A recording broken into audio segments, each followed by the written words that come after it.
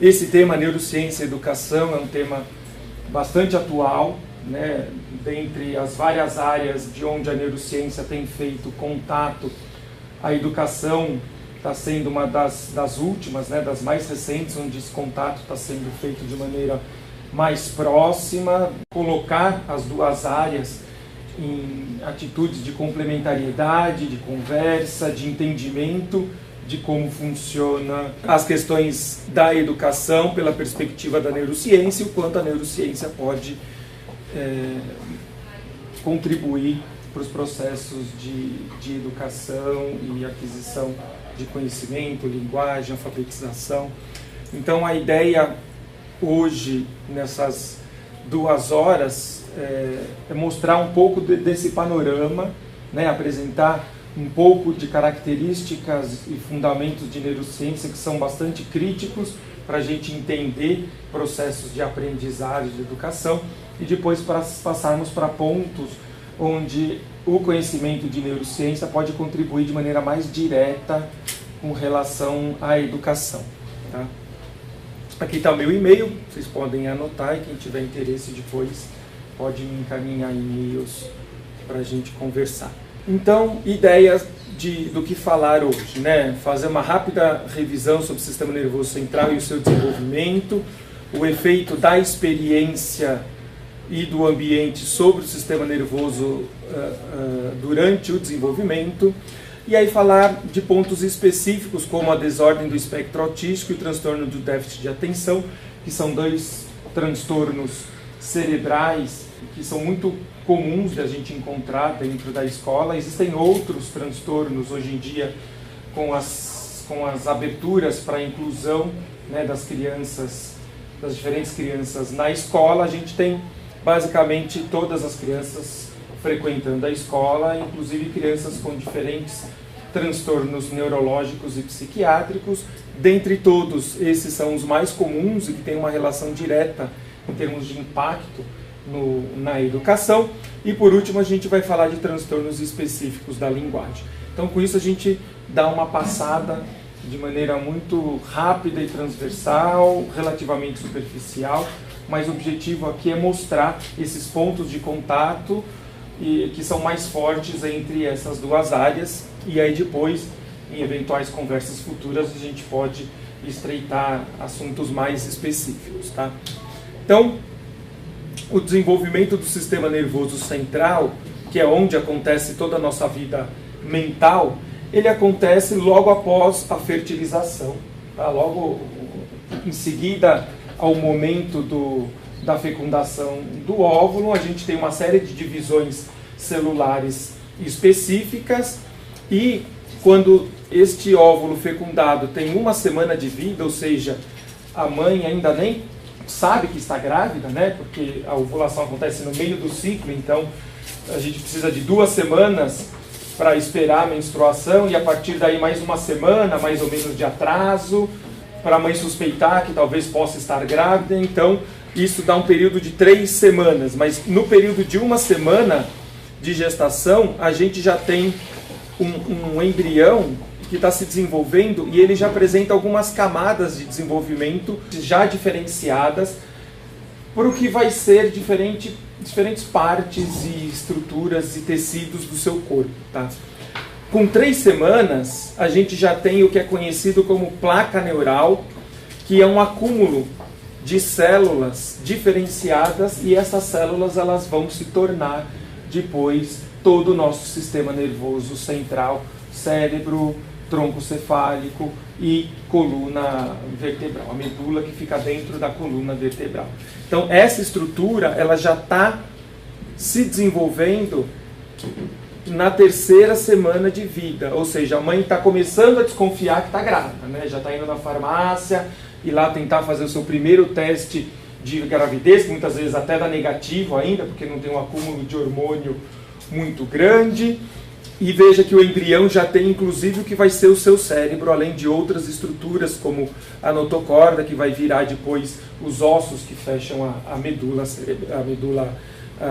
espinhal. E aí com 4 semanas, a mãe acabou de descobrir que está grávida, a gente já tem essa placa neural desenvolvida numa espécie de canal que a gente chama de tubo neural, e esse tubo neural, então, é um espaço que acontece ao longo desta placa neural, e esse espaço está presente em nós, como adultos, como os espaços que existem dentro do cérebro, que são preenchidos de líquido, né? Os espaços cerebrais, os ventrículos cerebrais, nós temos 3, 4 no cérebro, e em toda a nossa medula a gente tem o líquido cefalorraquidiano, circulando no nosso sistema nervoso central, inclusive nos aspectos da medula. Então todo esse tubo, esse espaço onde esse líquido vai circular, já está presente na 4ª semana de gestação.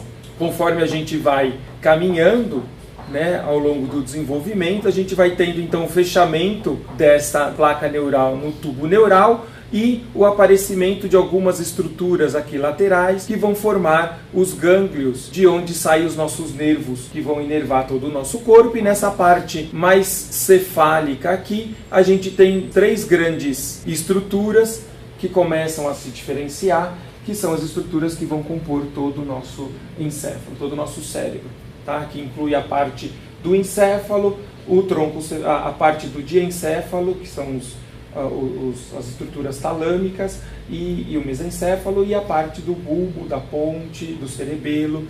Todas essas estruturas que no adulto se encontram dentro do crânio, elas já estão se diferenciando nessa 23 dias aqui, mais ou menos entre 3ª e 4ª semana de gestação. Ou seja, quando a mãe descobre que ela está grávida, o bebê já começa a ter, inclusive o seu cérebro primitivo já está se desenvolvendo. Daí a importância da gente entender este processo de desenvolvimento, porque alterações que aconteçam logo nesse início modificam drasticamente a formação do sistema nervoso. Tá? Então, exposição desse embrião a um ambiente intrauterino não adequado, seja por questões fisiológicas ou seja por questões de exposição a agentes externos, como por exemplo drogas, bebidas, fumo, hormônios, diferentes tipos de hormônios em excesso, podem modificar o desenvolvimento todo dessa estrutura, levando a condições específicas depois do nascimento, entre elas muitas das quais impedem a aquisição de conhecimento e, portanto, vão afetar a educação formal dela. Tá? Conforme então o bebê vai se desenvolvendo, aqui é um bebê já de 1 mês e meio, mais ou menos, a gente já tem um desenvolvimento muito grande, todas aquelas 3 estruturas já se diferenciaram no que vai ser o córtex encefálico, o mesencéfalo e toda a estrutura do tronco cefálico, e a espinha vertebral aqui, a coluna vertebral, a medula que fica dentro da coluna vertebral também já está completamente diferenciada. E dentro dessa estrutura onde vai ser o cérebro, existe um processo extremamente veloz que está acontecendo de diferenciação e migração dessas células, ou seja, essas células que estão na base aqui daquele ventrículo, daquele espaço, elas começam a se diferenciar umas das outras, ou seja, elas se multiplicam e se diferenciam, e depois desse processo de diferenciação, muitas dessas células começam a migrar desta região para regiões mais externas do encéfalo, fazendo com que ocorra então o crescimento em termos de números de neurônios do nosso cérebro. Tá? Então isso acontece aqui, começa a acontecer mais ou menos com 1 mês e meio de gestação, e isso perdura mais ou menos até o nosso 3º ano de vida, esse crescimento de números de células. A partir daí existe um declínio do número de células, que é importante ter essa morte celular em massa, é importante acontecer. A gente sabe hoje que uma das causas do autismo tem a ver com o não desaparecimento dessa grande porcentagem de células. O cérebro do autista ele é inchado, ele tem muito mais células do que deveria ter, e isso leva, obviamente, a grande parte daqueles problemas que a gente identificou, e tudo isso tem uma relação grande com este período do desenvolvimento. E aí, então, conforme a gente vai passando, ó, da 7ª para a 11ª semana, ou seja, menos de 1 mês, olha a diferença em termos de desenvolvimento do sistema nervoso do embrião. Veja que o cérebro já aumentou extremamente de tamanho, todas as estruturas, né, aumentaram de tamanho, mas principalmente o que vai ser o nosso córtex, encefálico, e estes neurônios então estão migrando maciçamente para a área mais periférica, mais superficial aqui do nosso sistema nervoso, que depois vai formar o que a gente conhece como massa cinzenta, que é onde se localizam mesmo os neurônios no nosso cérebro. E toda essa parte intermediária vai ficar depois com a parte dos neurônios que faz a comunicação entre essas regiões com outras regiões, criando aí então todo o princípio de circuitaria neural, de conversa que os neurônios têm entre si. E isso acontece bastante nessa fase por uma estrutura específica desses neurônios que é chamada de cone do crescimento.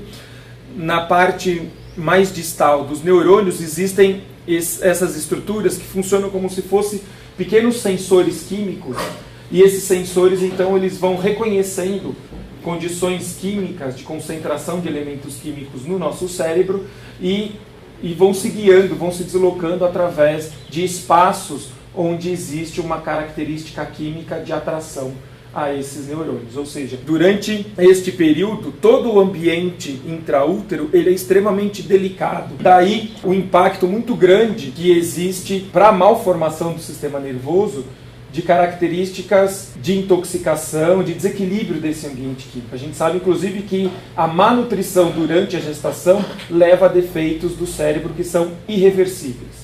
Existem estudos mostrando hoje que a má nutrição durante a vida intrauterina e principalmente durante os primeiros meses após o nascimento gera um impacto no desempenho escolar durante a adolescência e o desenvolvimento universitário, tá? Se não corrigidos adequadamente dentro de um período muito específico que a gente vai ver mais para frente. Ou seja, o sistema nervoso ele é um órgão extremamente delicado. E alterações importantes acontecendo nesse período podem levar a danos irreversíveis.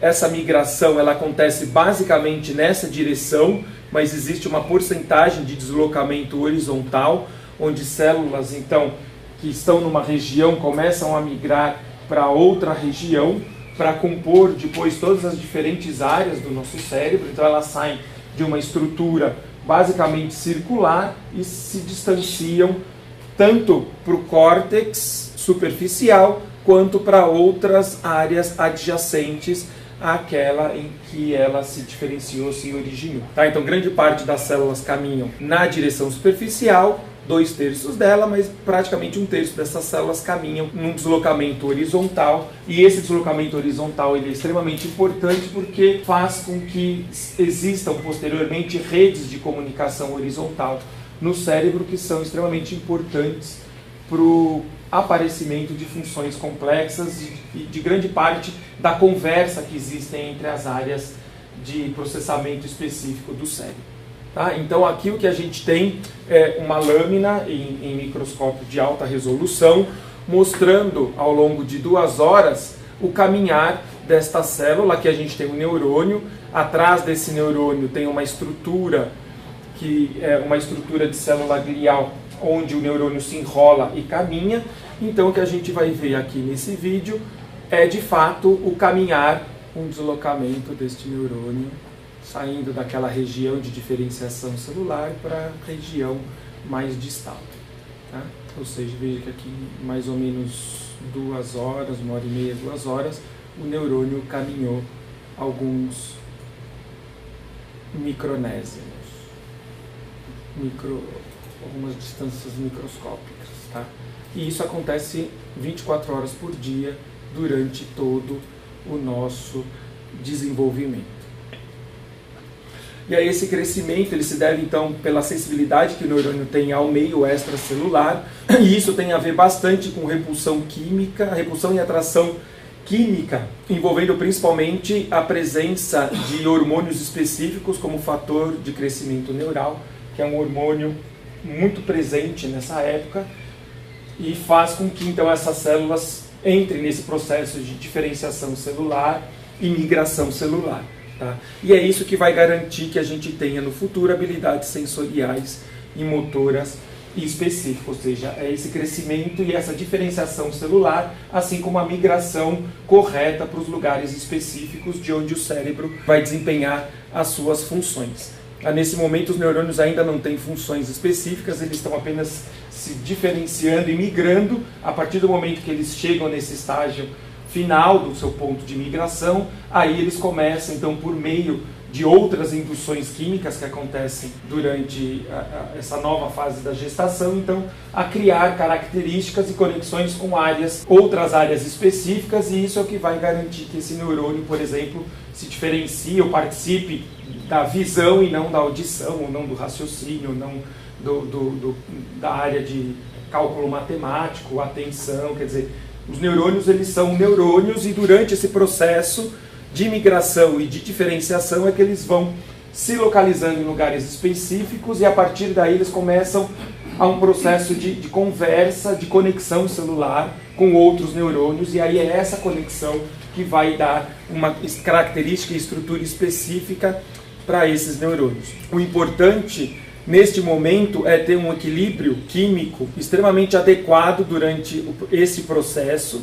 Tá? Existem vários estudos mostrando que alterações químicas aqui, durante esse período, podem levar a diferentes processos de desenvolvimento celular. Tá? Então, existem vários estudos em várias áreas, principalmente com relação a entender as diferenças sexuais de processamento cerebral. Homens e mulheres têm cérebro diferente, trabalham de maneira diferente, e uma parte dessa diferenciação aparentemente tem a ver com a exposição de hormônios durante o crescimento, durante esse desenvolvimento. Quer dizer, um aumento de testosterona faz com que o cérebro se desenvolva de maneira mais masculina, em termos de conexões e de prioridades diárias, enquanto exposição a estrógeno e progesterona faz com que o cérebro se desenvolva com características mais femininas, como, por exemplo, 2 áreas interhemisféricos para linguagem, o homem só tem uma, capacidades de nomeação é muito diferente em homem e mulher, enfim, existe uma série de características cognitivas que são muito diferentes entre os sexos. Né? E essas diferenças se dão por diferenças no nível celular, principalmente durante esse período de migração e de diferenciação. Tá?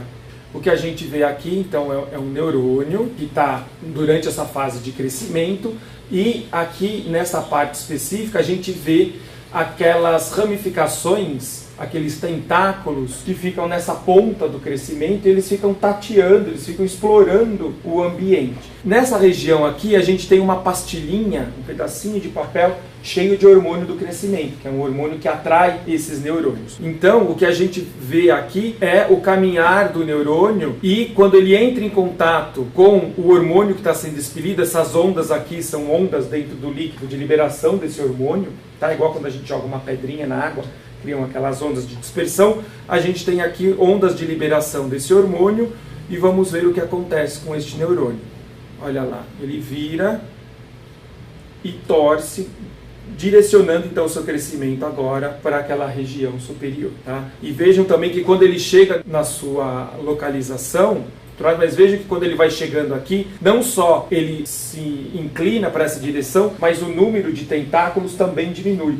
Quer dizer, o neurônio entende que ele já chegou onde ele tinha que chegar, então ele não vai mais ficar perdendo tempo explorando outros lugares, ele se direciona para esta região. E a partir daí, se ele tiver que seguir o caminho, ele continua nessa extremidade, então, explorando o seu espaço. Então, veja, tem várias ramificações fininhas, e quando vem para cá, essas ramificações diminuem e se concentram basicamente na direção nova, que vai fazer com que o neurônio, então, agora faça uma curva no seu corpo e continue naquela direção específica. Tá? Então, o crescimento neuronal é um processo extremamente dinâmico e muito delicado. Agora imagine bilhões e bilhões de neurônios fazendo isso todos ao mesmo tempo. Né? É isso que acontece durante a nossa vida intrauterina. A partir do momento em que os neurônios se estabelecem, quer dizer, eles chegam no ponto onde eles deveriam chegar, e eles começam então um outro processo agora, que é um processo de diferenciação própria. Quer dizer, ele começa a receber informações dos outros neurônios que estão ali na comunidade dele, na vizinhança dele, e essas informações começam a modular o seu próprio funcionamento, ou seja, ele começa a se especificar em termos de que neurônio que eu vou ser agora. E a partir daí, ele começa também um processo de transmissão de informações, ou seja, um processo de comunicação com essas outras células, tanto células vizinhas como células distantes com a qual ele vai ter que fazer contato. Então esses neurônios, eles começam a criar uma rede de comunicação entre eles, e essa rede ela é basicamente formada por duas características importantes. Tá? É uma rede de comunicação positiva, ou seja, quando uma célula é estimulada, ela passa essa estimulação para outra célula seguinte, ou existe um processo negativo, onde vai ocorrer uma inibição, ou seja, uma vez que essa célula ela é estimulada, ela inibe, ela impede o continuamento, a continuação deste processamento de informação.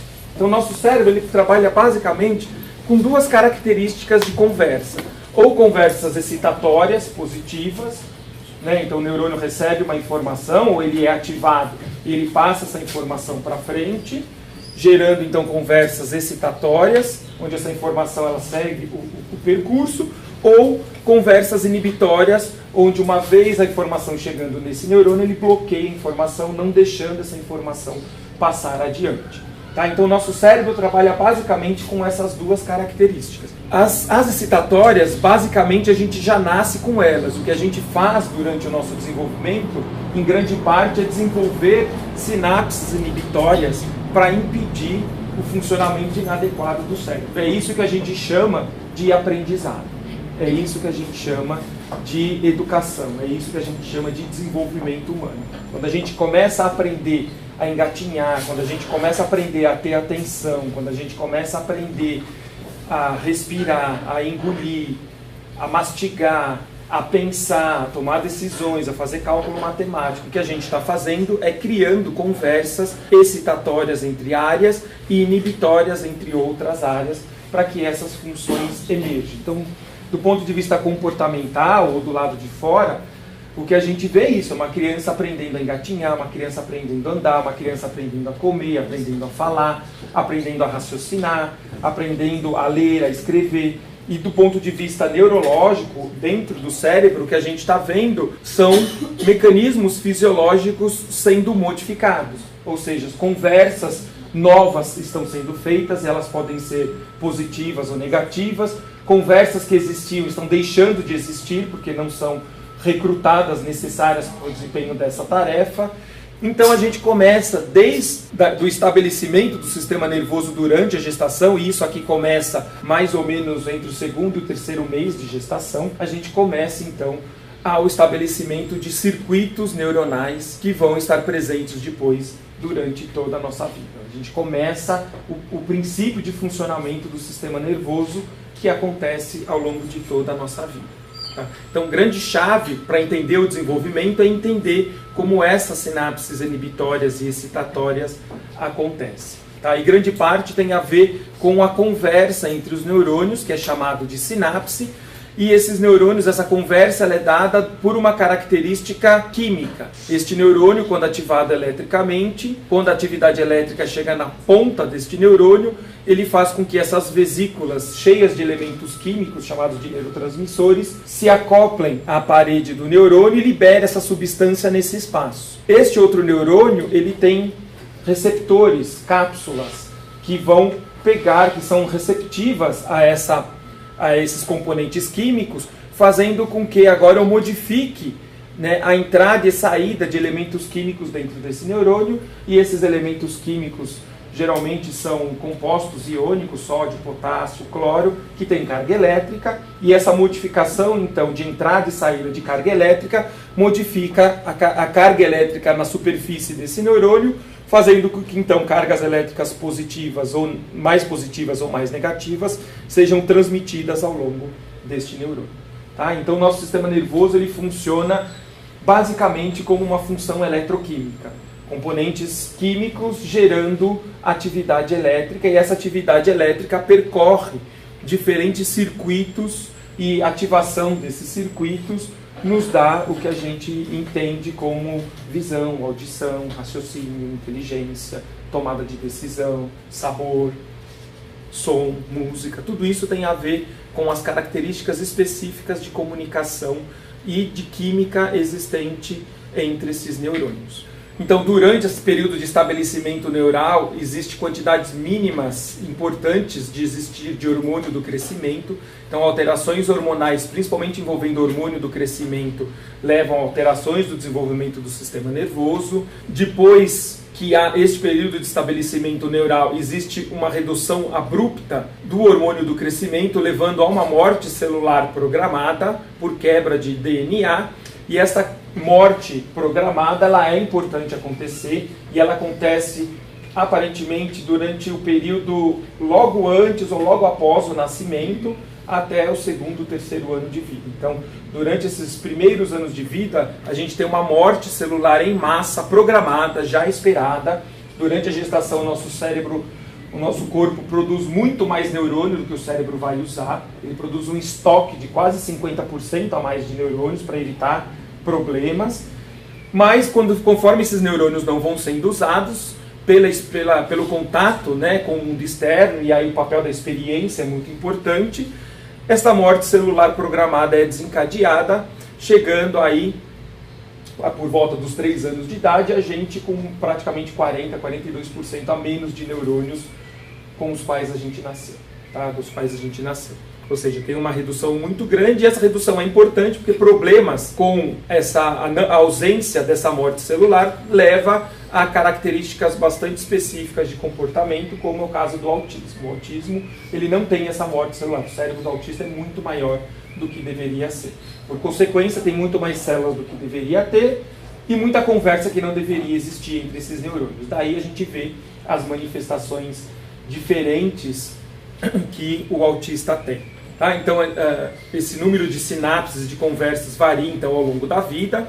Como eu falei para vocês, aqui entre o nascimento e o terceiro ano de vida, a gente tem uma redução bastante importante de células. Esse número de células fica praticamente estável até mais ou menos 25, 26 anos de idade, chutando até 30 anos de idade. A gente pode arredondar essa conta para 30 anos de idade. A partir de 30 anos de idade, a gente começa a perder mais células do que a gente consegue repor durante toda a nossa vida. E isso é a característica do envelhecimento. Quando a gente envelhece, a gente vai trocando neurônios, circuitos não bem estabelecidos por apenas circuitos mais bem estabelecidos. E durante o desenvolvimento a gente vê isso como um efeito da experiência. Uma pessoa mais idosa, ela tem menos neurônio, mas ela tem neurônios muito mais eficientes, ou seja, as vias, os circuitos neurais que sobraram são aqueles circuitos que foram eficientes durante a sua vida. E a gente dá um nome para isso de experiência. Fala, aquela pessoa é muito mais experiente. O jovem tem mais atitude, mais energia, mas aquela pessoa tem mais experiência. Ela é capaz de resolver o problema de maneira muito mais assertiva, com menos tempo, do que um jovem, porém ela acaba sendo geralmente menos criativa do que o jovem. E isso se dá porque o cérebro do idoso tem menos neurônios, menos capacidade de conversa, mas as conversas que ficaram são as conversas que se estabeleceram como evidência de sucesso durante o seu desenvolvimento. Um outro fator extremamente importante que acontece durante o desenvolvimento, ele acontece principalmente no final da gestação, e ele tem uma relação muito importante com ácidos graxos essenciais, ou seja, uma espécie de gordura específica da nossa espécie e que está muito presente, por exemplo, no leite materno. Por isso que é importante a amamentação com leite materno da nossa espécie. Não adianta tomar leite de vaca, leite de cabra, porque esse leite não é para a nossa espécie, ele não tem o que a nossa espécie precisa, tá? Por isso que o leite materno ele é essencial, principalmente durante os 6 primeiros meses de vida, porque essa gordura específica ela tem a ver com essa capa que vai envolver o neurônio, e essa capa ela é importante porque ela funciona como se fosse um fio isolante, uma fita isolante para um fio. Então um fio que não tem um encapamento, ele é muito mais lento em transmitir a sua informação elétrica, e sem contar que ele perde muita energia ao longo do caminho, ele vai trocando essa energia com o meio ambiente. Um fio encapado não. Rapidamente a informação sai de um ponto e aparece no outro, porque ele não tem que ficar perdendo tempo trocando ponto a ponto ao longo do fio energia com o meio externo, ele vai trocar só lá no ponto final. Com isso a gente tem o quê? Uma preservação da quantidade de energia elétrica e um deslocamento a longa distância dessa energia elétrica, que para nós é muito importante, porque a gente tem neurônios sensoriais que estão lá na ponta do dedão do pé, fazem a sua primeira conexão aqui na medula, a segunda conexão aqui no tronco cefálico e a terceira na parte sensorial. Então, quando eu estou andando na rua e piso num prego, eu tenho que sentir que eu pisei nesse prego e gerar uma reação para me comportar, né, no sentido de sair dessa situação ruim, aversiva. Então, imagina, esse neurônio ele tem que mandar informação lá do dedão do pé até a minha coluna, é quase 1 metro de distância. Então, esses neurônios longos, eles têm muita mielina em volta. Por quê? Porque eles são capazes de mandar essa informação de maneira muito rápida. Então, são neurônios mais grossos, que têm menos resistência elétrica, além de serem neurônios muito encapados, que transmitem informações muito rápidas. E isso acontece também dentro do nosso sistema nervoso central. A velocidade com que a gente é capaz de pensar e tomar decisões, ela se deve em grande parte a esse processo de mielinização. E em crianças malnutridas não existe, tá? De maneira adequada. Ele é cheio de falhas, ou a capa desses neurônios ele é muito fininha.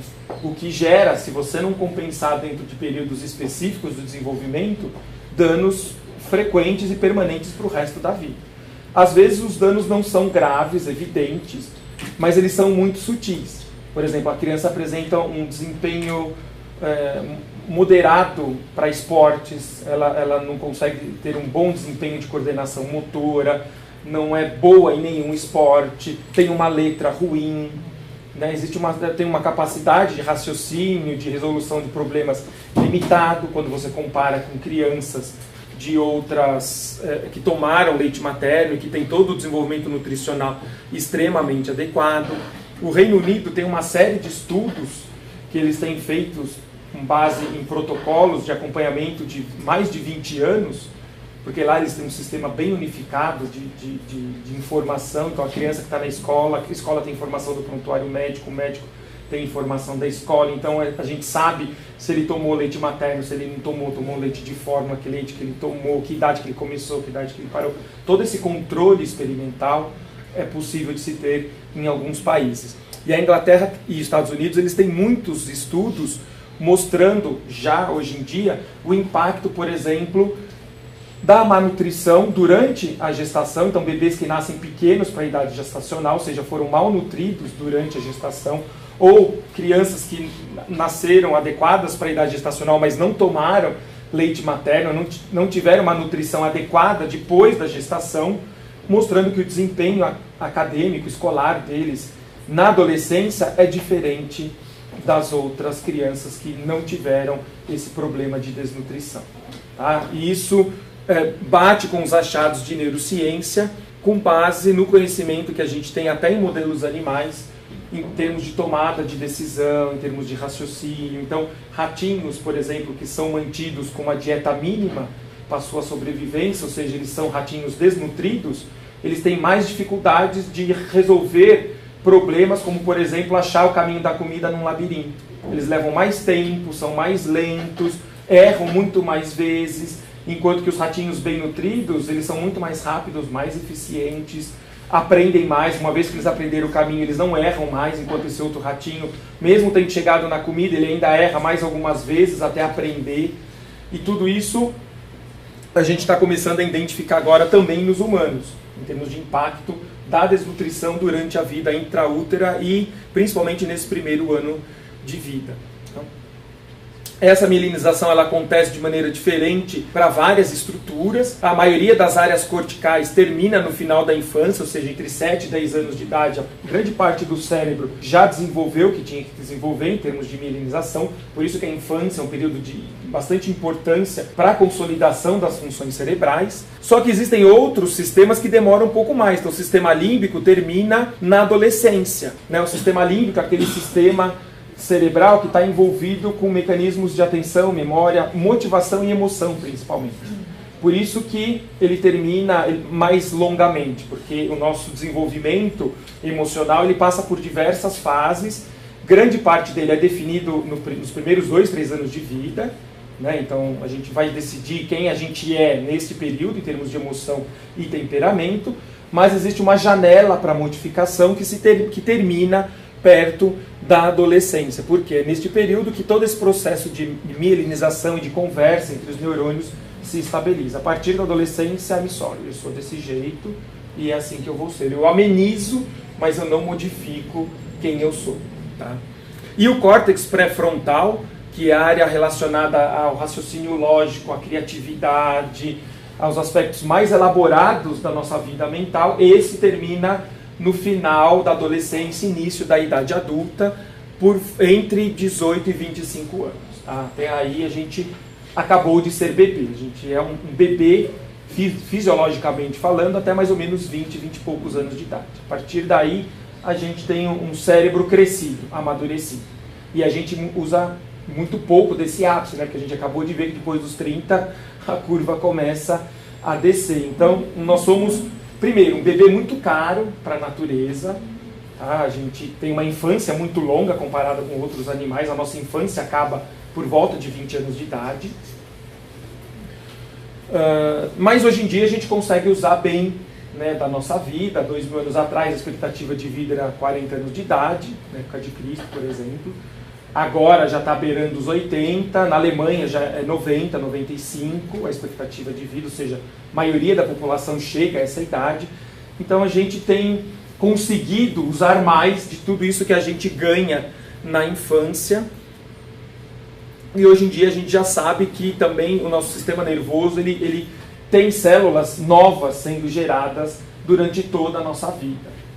Então a gente aprende durante toda a nossa vida. O que acontece é que esse aprendizado ele é muito específico, muito pontual, e o número de células novas nunca supera o número de células que morrem. Por isso que a gente, independente de ter ou não uma atividade mental, física muito ativa, a gente vai perdendo células, a gente vai envelhecendo, a gente não consegue parar este processo.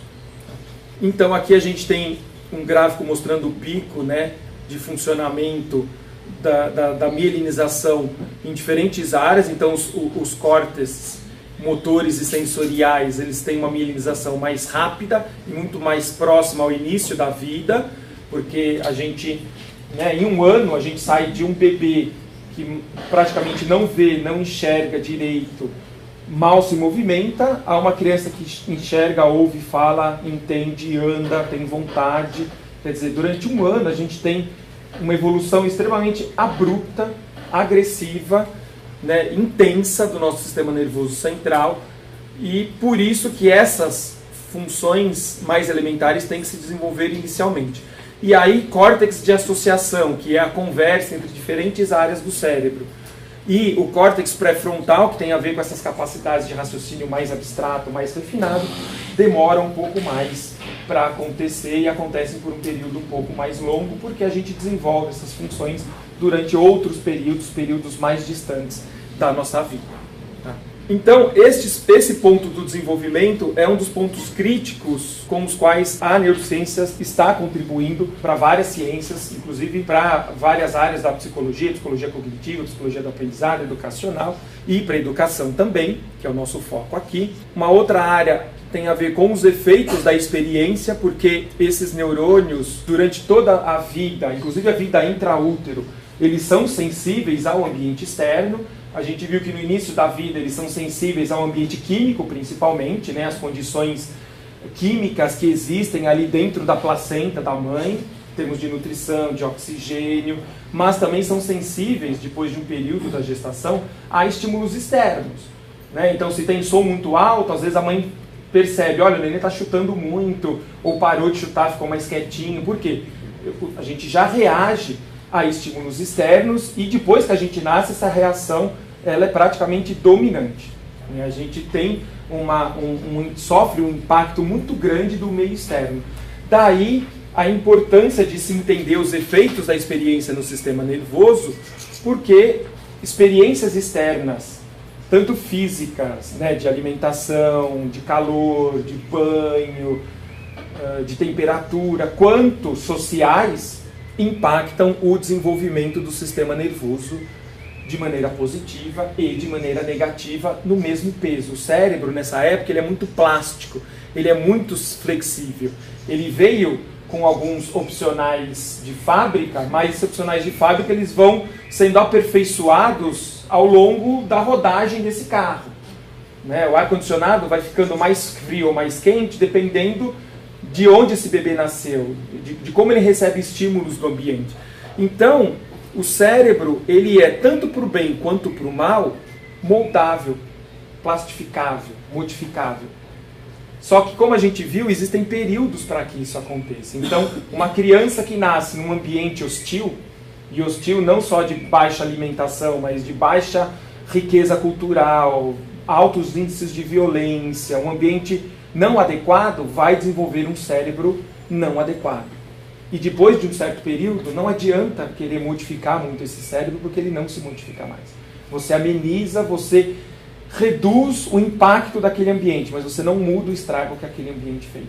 Tá? Então, a gente pode estimular positivamente o cérebro durante esse período para ter um cidadão bem desenvolvido, ou você pode deixar que ele tenha estimulações inadequadas de privação ou de estimulação negativa, prejudicial, e desenvolver aí um cidadão desviado daquilo que se espera como um cidadão normal, adequado para as normas que a gente tem, tá? Em termos de sociedade.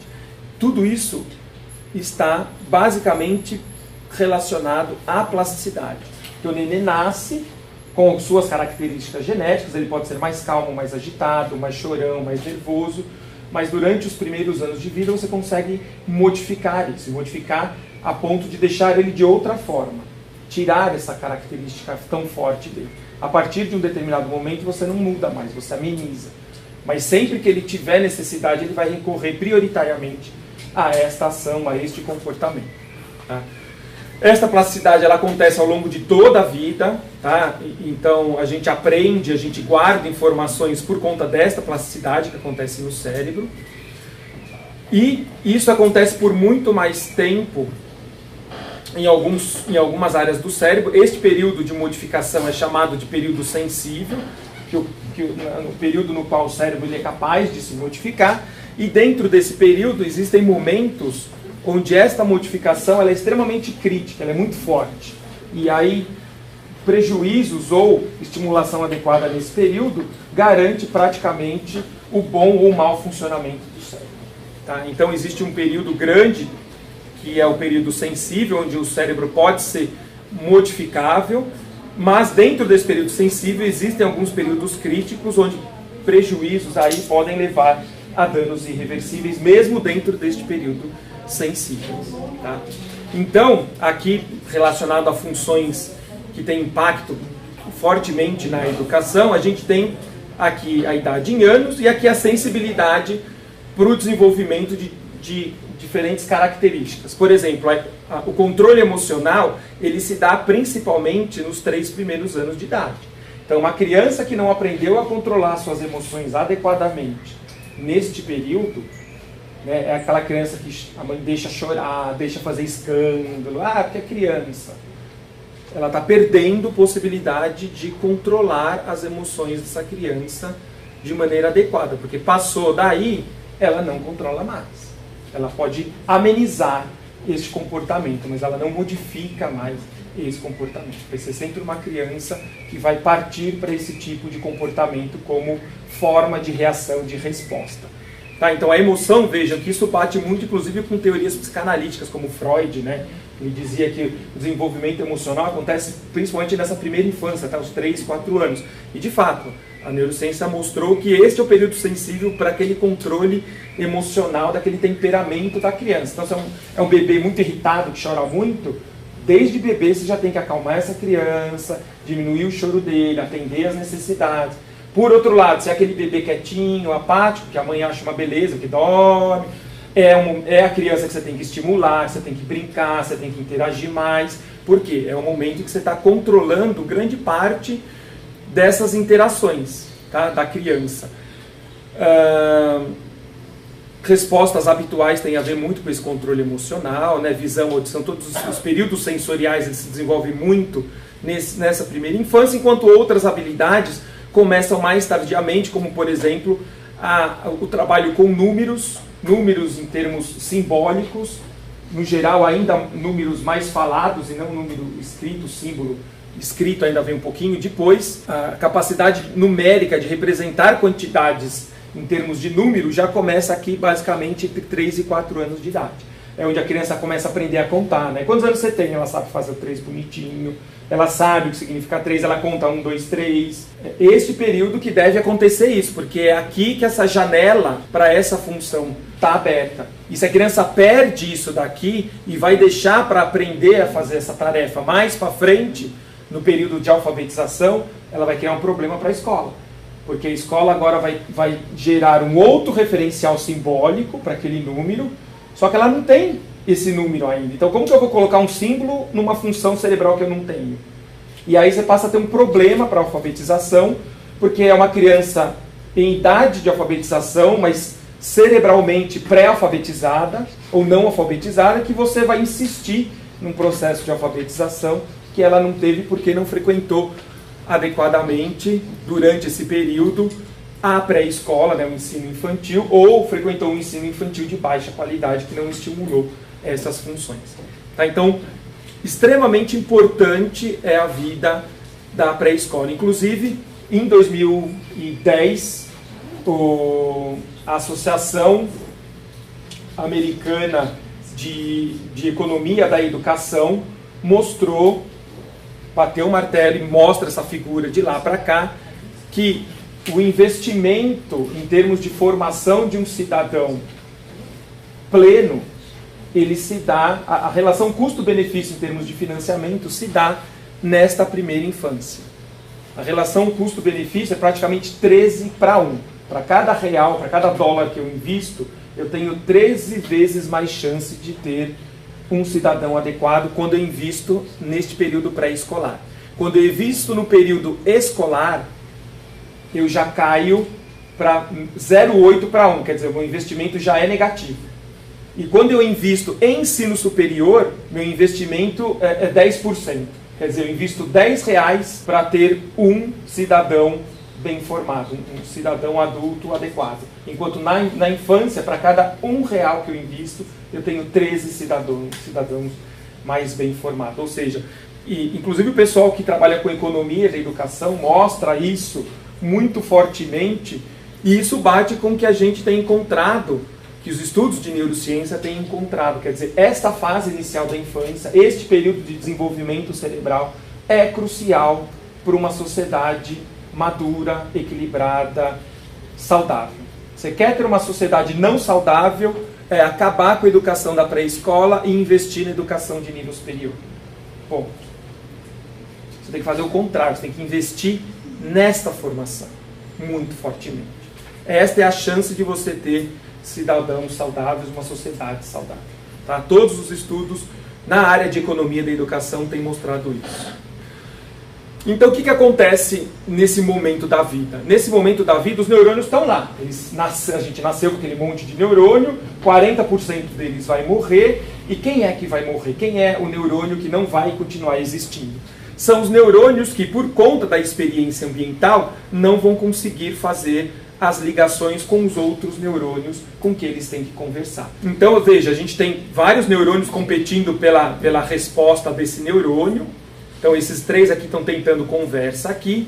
Esses 2, por conta da estimulação ambiental, conseguem estabelecer conversa. Este daqui não consegue, ele tchau, vai embora. E este neurônio é o neurônio que, depois desse período, ou dentro deste período de desenvolvimento neural, não conseguindo estabelecer conexões, ele morre. Ele entra em apoptose porque ele é um neurônio não funcional. Ele não conseguiu estabelecer função dentro do cérebro, então ele deixa de existir para não prejudicar aquela sociedade, aquela comunidade de neurônios. E isso acontece principalmente pela estimulação. Por isso que alterações que aconteçam neste período são extremamente importantes e impactam muito o nosso sistema nervoso. E o que acontece nesse período? A gente amplia a nossa árvore de comunicação, a gente amplia a comunicação lateral com outras várias células e a gente fortifica essas comunicações, ou seja, são neurônios que não se desgrudam mais. Então aquela lembrança que a gente tem do rosto da avó, daquela vez que caiu de bicicleta com 4 anos de idade, significa que existe uma via neuronal que está ali firme e forte desde os 4 anos de idade, resistindo até hoje, né? 30, 40 anos aí, resistindo, conectada no seu cérebro. Tá? E por quê? A gente sabe hoje em dia que memória significa circuitos, conversas entre neurônios específicos numa ordem específica. A memória não está num lugar só do cérebro. Ela está numa forma de buscar informações dentro do cérebro. Não existe um local onde a memória fica guardada ali, como se achava há 20, 30 anos atrás. Tá? É no circuito, é na comunicação, na conversa entre os vários neurônios que fica a memória, o raciocínio, a inteligência, ela fica aí, no estabelecimento de circuitos, de conversas. E isso, como a gente está vendo, tem grande importância onde? Nesta primeira fase da vida. Um adulto criativo foi um adulto que foi bem estimulado na sua pré-escola, durante aquele período de pré-escola. Um dos modelos mais importantes para entender esse mecanismo foi usado desde a década de 60, o sistema visual, em que experimentos foram feitos com gatos e macacos, que logo após o seu nascimento tinham um dos olhos costurados, ou era feito um estrabismo cirúrgico com esses animais, para entender o que acontecia no cérebro por conta da estimulação inadequada do meio ambiente. Tá? Então, um gatinho nascia e eles costuravam o olho desse gatinho. O que acontecia?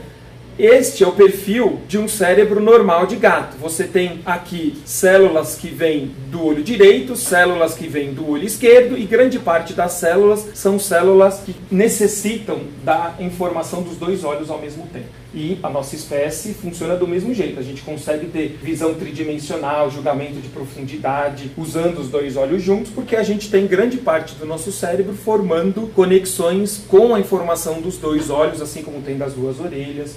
A gente usa os dois lados para fazer uma integração global do espaço e do ambiente.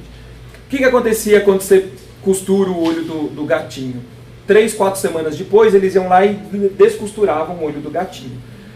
Mesmo assim, o que acontecia? Só as células daquele olho que ficou aberto existiam no córtex do gato. O olho que foi costurado tinha poucas células, muito poucas células, e olha o que aconteceu, a maioria das células do cérebro, que são as células que respondem para os dois olhos juntos, morreram, não existiam mais. Tá?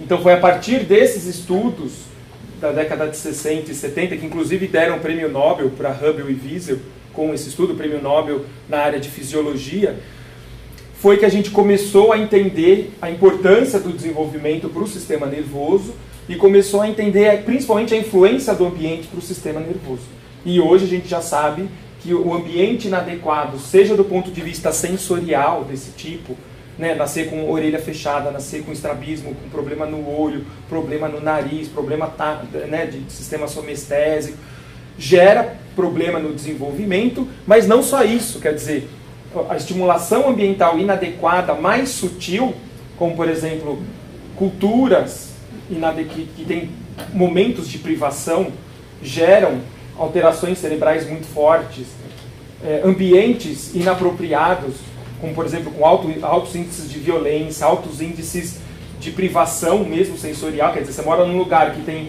barulho, música alta, de sexta à noite até domingo à noite, durante a semana tem barulho até meia-noite, 1h da manhã, quer dizer, você não consegue dormir, não consegue descansar, não se alimenta bem. O que acontece? Seu cérebro vai entrando em colapso. Tá? E se isso acontece durante este desenvolvimento, ele se organiza para se desenvolver, tendo que lidar com esse ambiente hostil, e passou esse desenvolvimento, não tem como você desfazer isso e transformar agora essa pessoa numa pessoa plena das suas capacidades. Impossível. Tá? Você ameniza esse impacto, quanto mais cedo, mais eficiente são as intervenções para amenizar esse impacto, mas ele não tem condições de chegar ao ápice que ele poderia ter se ele tivesse nascido num ambiente favorável completamente, de altos níveis de estimulação. Físicas, sensoriais, ambientais, emocionais. A gente sabe que todas essas informações ambientais são fundamentais para o desenvolvimento cerebral adequado. Tá? E o pior, passou um tempo, isso não é mais reversível. E isso funciona para a gente também. Comportamento social também depende da experiência. Isso foi bastante identificado com a questão do imprint, que é uma identificação afetiva momentânea, que existe em todas as espécies de animais, inclusive na nossa. Quando a mãe acaba de ganhar o bebê, existe uma série de liberações de hormônios, como a ocitocina, que é um hormônio que está relacionado com esses circuitos cerebrais de empatia. Então, quando eu estou empático com alguém, quando eu conheço alguém e essa pessoa me desperta interesse, curiosidade, né, motivação de continuar conversando com ela, eu tenho empatia, isso significa que este contato foi capaz de liberar ocitocina no meu cérebro, ativou o circuito de liberação de dopamina e de ocitocina, ou seja, eu me sinto agradável frente a essa pessoa, porque a dopamina é o neurotransmissor que funciona no circuito de prazer. Então, se eu tenho uma experiência social agradável, eu tenho no meu cérebro liberação de dopamina, e a ocitocina faz com que eu me identifique empaticamente com aquela pessoa. Eu gosto daquela pessoa. Por que você gosta? Não sei, bateu o santo. Não, eu gostei, a gente ficou falando assim um tempão. Nossa, foi tão legal, parece que nem tinha mais festa, a gente ficou ali num papo. Esse nível de empatia acontece por conta da ocitocina. E esse imprint é essa identificação afetiva extremamente forte que acontece por um curto período de tempo. Então a mãe, logo depois que tem o bebê, ela tem, por conta da liberação grande de ocitocina, que é importante para a lactação, mas também para essa vinculação afetiva, ela tem durante os 2 primeiros dias, principalmente, uma facilidade de identificação afetiva muito grande com o bebê. Tanto é que a mãe, com poucas horas de contato com o bebê, às vezes vai ver o bebê lá no vidrinho da maternidade, o pai está lá. Ai, trocou meu filho. Cadê? Cadê meu filho? Precisa ficar olhando o número do quarto. A mãe bate o olho e fala, aquele ali, ó. Porque ela já criou uma identificação extremamente forte, ou seja, o seu cérebro já marcou características da face do bebê, o jeitinho dele, a forma dele se movimentar, a mãozinha, quer dizer, todas as características físicas do bebê, ela já pegou e já gravou no cérebro, já criou um sistema de memória de longo prazo. Tanto é que existem casos em que a criança é dada para adoção e a mãe, anos depois, encontra depois o filho como adulto e sabe que é o filho. Quer dizer, não precisa nem... Ela encontra, ela fica e depois ela vai rastrear tal, e vê que aquele de fato é o filho dela que ela deu para adoção há muito tempo atrás. Por quê?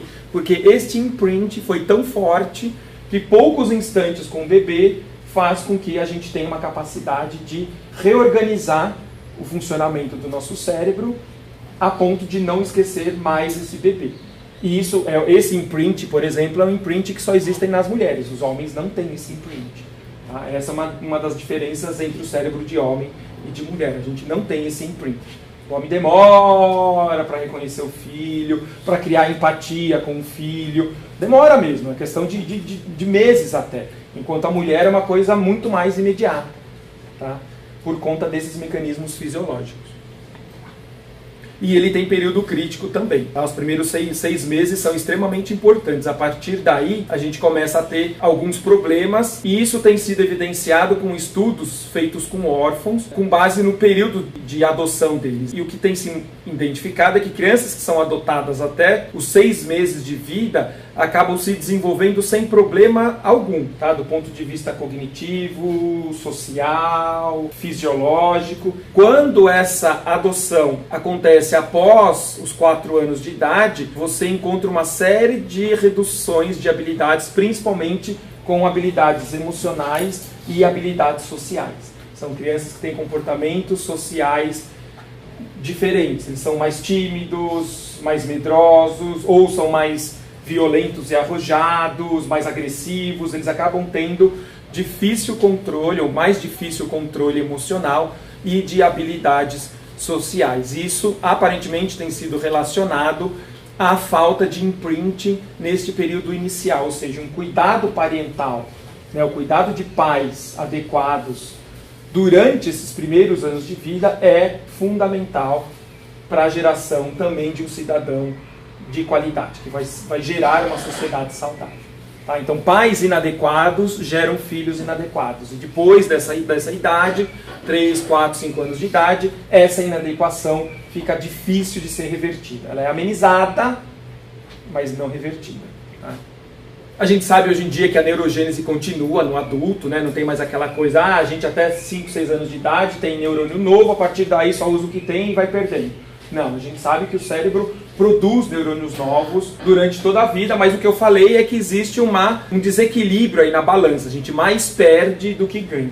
Algumas áreas, como o hipocampo, por exemplo, são essa área do cérebro que tem a ver com estabelecimento de memórias, principalmente memórias de curto prazo, memórias imediatas, são as que mantêm durante mais tempo e em maior quantidade a produção desses neurônios. Uma outra área também importante que mantém neurogênese durante a idade adulta são as áreas de associação. São aquelas áreas que fazem conversa entre diferentes áreas do cérebro. Isso é importante porque até há uns 30 anos atrás tinha gente que falava assim, a gente usa, sei lá, 30% do cérebro. Não, a gente usa o cérebro inteiro.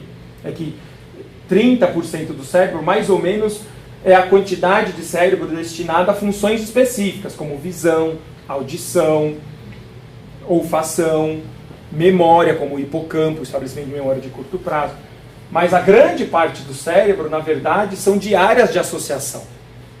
São de áreas de conversa entre essas diversas áreas cerebrais. E é óbvio que tem que ser assim, porque são as áreas que vão fazer com que a gente possa pensar, raciocinar, melhorar nossas habilidades motoras, intelectuais, aprender. Memória de longo prazo, a gente sabe que fica no córtex, em parte em áreas de associação, em parte nesses córtex sensoriais. Então, estabelecimento de memórias de longo prazo, habilidades de criatividade, de inteligência, de resolução de problemas, tudo isso envolve, durante toda a nossa vida, modificar essas conversas entre neurônios, e isso se dá principalmente nessas áreas de associação. Então, nessas áreas, ainda existem novos neurônios e essa conversa, esse liga e desliga entre neurônios muito mais ativo durante a nossa vida toda. E é importante para a gente manter o aprendizado no adulto e como uma ação protetiva também contra efeitos do estresse, principalmente o estresse negativo de longa duração no nosso sistema nervoso central. Tá? Porque a gente sabe hoje em dia que altos períodos de estresse levam a prejuízos, inclusive prejuízos importantes como demências, Parkinson. O sistema nervoso sendo ativado ao extremo durante muito tempo é muito prejudicial para a sua própria fisiologia. Então, em vez de fazer bem, faz mal. Tá? Memória, por exemplo, utiliza do estresse para se estabelecer. O estresse é importante para o sistema nervoso. Mas a gente tem que ter hora para usar esse estresse. A gente tem que ser estressado como agora. Vocês estão aqui ouvindo a palestra, vocês estão estressados. Se um pouco antes de vocês virem para cá, o gerente liga e fala, você precisa cobrir tua conta de 20 mil que está negativa hoje. O que eu ia falar aqui hoje, vocês não iam gravar nada. Porque o nível de estresse está tão alto que não sobra um pouquinho mais de estresse para eu guardar na memória. Eu não tenho mais recurso para a memória, para poder aprender mais. Tá? Por isso que a gente, na escola, crianças que têm hábitos de dormir, por exemplo, ruim, ou uma vida fora da escola muito agitada, criança que dorme tarde, vive num ambiente barulhento, mora com 10 irmãos em casa, num cômodo só. Desculpa, não dá para ter paz. São 11. Um cozinhando, um quer dormir, um quer estudar, o outro ouvindo música, o outro na internet, um jogando videogame, o pai chegando, o irmão saindo. Não dá para ter um ambiente livre de estresse. Essa criança, ela vive em altos níveis de estresse o tempo todo. Aí ela chega na escola, que reserva de estresse ela vai ter para aprender? Muito pouco. Muito pequena. Tá? E esse mesmo nível de estresse também está associado a problemas psicossomáticos, problemas fisiológicos que aparecem por altos níveis de estresse e estresse prolongados. Então, enfrentar problemas durante muito tempo que não se acha solução, sem estratégias para você administrar esse problema, pode fazer com que você tenha efeitos de estresse super elevados, e esse estresse também gasta as energias do corpo físico. E aí aparecem as doenças psicossomáticas, como alergias, asma, diabetes, câncer até pode acontecer. Tudo que tem a ver principalmente com o sistema imunológico e sistema de equilíbrio hormonal do corpo. Tá? Esse período crítico tem término. Para algumas funções, o período de término é no final da infância, da adolescência, e para outros chegam a acontecer até no começo da idade adulta. Até perto de 20 anos a gente melhora em diversas funções. Linguagem e relações espaciais, eles se estabelecem até o início da adolescência. A partir daí a gente refina, a gente melhora as nossas capacidades linguísticas, mas elas se estabelecem aqui. Então uma criança que não se alfabetizou até 13 anos de idade, ela vai se alfabetizar? Vai. Ela vai ser um bom leitor? Não. Você dá um livro complexo para ela ler, ela não vai conseguir interpretar aquele livro. Não adianta. Ela vai ler coisas simples, mas a capacidade dela de interpretação, de fazer altos níveis de abstração, não vai acontecer, porque esses processos de linguagem deveriam ter sido estabelecidos até mais ou menos essa idade. Uma criança bilíngue teria que começar nessa idade? O ideal para começar a segunda língua é perto de 2 anos de idade. Esse é o ideal. Quanto antes, melhor. Mas até 2 anos de idade, ou perto dos 2 anos de idade, a chance dela ser fluente, tanto na segunda língua quanto na primeira, é garantida. A partir daí, o cérebro já não está mais tão receptivo a essa segunda língua. Principalmente o lado direito, que é o lado da prosódia, que tem a ver com o acento, com o ritmo. Esse lado já foi. Então, a pessoa até fala bem, né? Mas quem é nativo vai falar, você não é daqui, né? Não, eu vim para o Brasil com 3 anos de idade.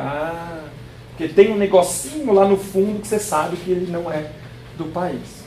Então aqui, completando, né, aquele quadro que a gente viu, a gente vê que de fato depois dos 20 e 30, grande parte das nossas funções elas vão diminuindo em termos de capacidade, mas 2 são extremamente importantes e elas inclusive crescem em desempenho ao longo da vida, que é principalmente o conhecimento e a nossa habilidade com palavras. A nossa intelectualidade, ela não só permanece, como muitas vezes a gente é capaz de usar ela ao longo da nossa vida, ela melhora, a gente vai ficando mais eficiente em usar os recursos de linguagem. Tá? Mas para isso, obviamente, tem que ter sido desenvolvido adequadamente neste período aqui. Tá? Então, conforme a gente vai caminhando, nós vamos envelhecendo, a nossa habilidade com a linguagem ela vai se aprimorando desde que a gente continue usando-a adequadamente. Enquanto outras funções, independente de uso, memória, velocidade de processamento, tudo isso vai diminuindo independente de usar ou não. Nosso raciocínio vai ficando um pouquinho mais lento, mas a gente é capaz de usar de maneira melhor e mais eficiente as palavras. Então isso parece compensar, né? Uma coisa acaba compensando a outra e a gente dá genericamente para esse efeito o nome de experiência, né? Então aquela pessoa ela é mais experiente, ela não é tão rápida, mas aparentemente ela é mais precisa na hora de tomar as decisões, de fazer seus julgamentos, porque essa inteligência intelectual, esse conhecimento intelectual, principalmente voltado para a linguagem e para a intelectualidade, ele permanece ao longo de toda a vida. Aqui, o senhor até perguntou, então, já pensando aí em fazer a ponte para a questão da educação, os momentos em que a gente deve começar a estimular determinadas funções. Linguagem, desde cedo, desde o babá, que a criança faz com 3, 4 meses, até o babá, o dadá, o mamã, o papá, que, né, faz com 7, 9 meses. Depois a gente muda a regra, a gente para de fazer esse tipo de estimulação e começa a fazer um período de correção, né? A criança fala, papá, quer? Não, não é papai, é papai. Ele vai falar papá, não tem problema, mas você entra no processo de correção, né? Você passa por um outro estágio de linguagem, para quê? Para corrigir esse desenvolvimento dele. Né? E isso é feito desde o momento em que a criança nasce, principalmente até os 6 anos de idade. Este fator de correção e de aprimoramento de linguagem tem que ser feito de maneira muito intensa, porque a partir daí ele carrega vícios, carrega tendências, já fica mais difícil no período de alfabetização você modificar isso. Então é uma criança que vai, o que é normal, né, quando aprende a escrever do jeito que ouve ou do jeito que fala. Então uma criança que fala errado vai escrever errado. Então o professor vai ter um problema adicional, que não só é ensinar a criança a escrever, mas fazer ela esquecer tudo aquilo que ela ouvia, que não é dadadeira, é mamadeira, e ter que depois ensinar ela a escrever e a ler mamadeira e falar corretamente mamadeira. Então é o duplo serviço, é desconstruir tudo isso que a experiência construiu de maneira errada para ter que reconstruir de uma maneira adequada. Por isso que experiência de linguagem adequada, mesmo desde a primeira infância, é extremamente importante. Né? Então com o bebê não tem essa, quer dedê, não, quer leite, quer mamadeira, quer água, agora é hora de almoço, vamos tomar banho. Não pode ficar fazendo essas trocas, é ruim para a criança. Você está desenvolvendo um senso de linguagem, um significado daquelas palavras que com 1 ano de idade a criança já tem significado, ele pede água, ele diz quando ele não quer, ele já tem intenção rústica, rudimentar, mas ele já tem. Ele quer bola, então dos brinquedos ele não quer qualquer um, ele quer a bola. E aí se você ensinou ele a falar errado, a mamadeira é dedê, a chupeta é dadá, o paninho é nené, a mãe é cocô, né? cada coisa. Como depois você vai ensinar que, ó, não é dedé, é mamadeira, não é cocô, é mãe, não é dedê, é chupeta. Você vai ter que desconstruir tudo isso. Para a criança é uma bagunça cerebral muito grande. Né? Então, uma linguagem adequada garante uma alfabetização muito mais fluida e eficiente. Mais ou menos com 1 ano é a hora que eles já começam a interagir com pequenos objetos, óbvio, não Lego, mas objetos pequenos que eles consigam segurar na mão. Tá? Até então, até 1 ano de idade, no geral, eles estão explorando grandes ambientes, eles se atêm muito pouco a pequenos objetos, eles gostam de andar, de rolar, de engatinhar, de querer mexer em tudo que eles veem pela frente.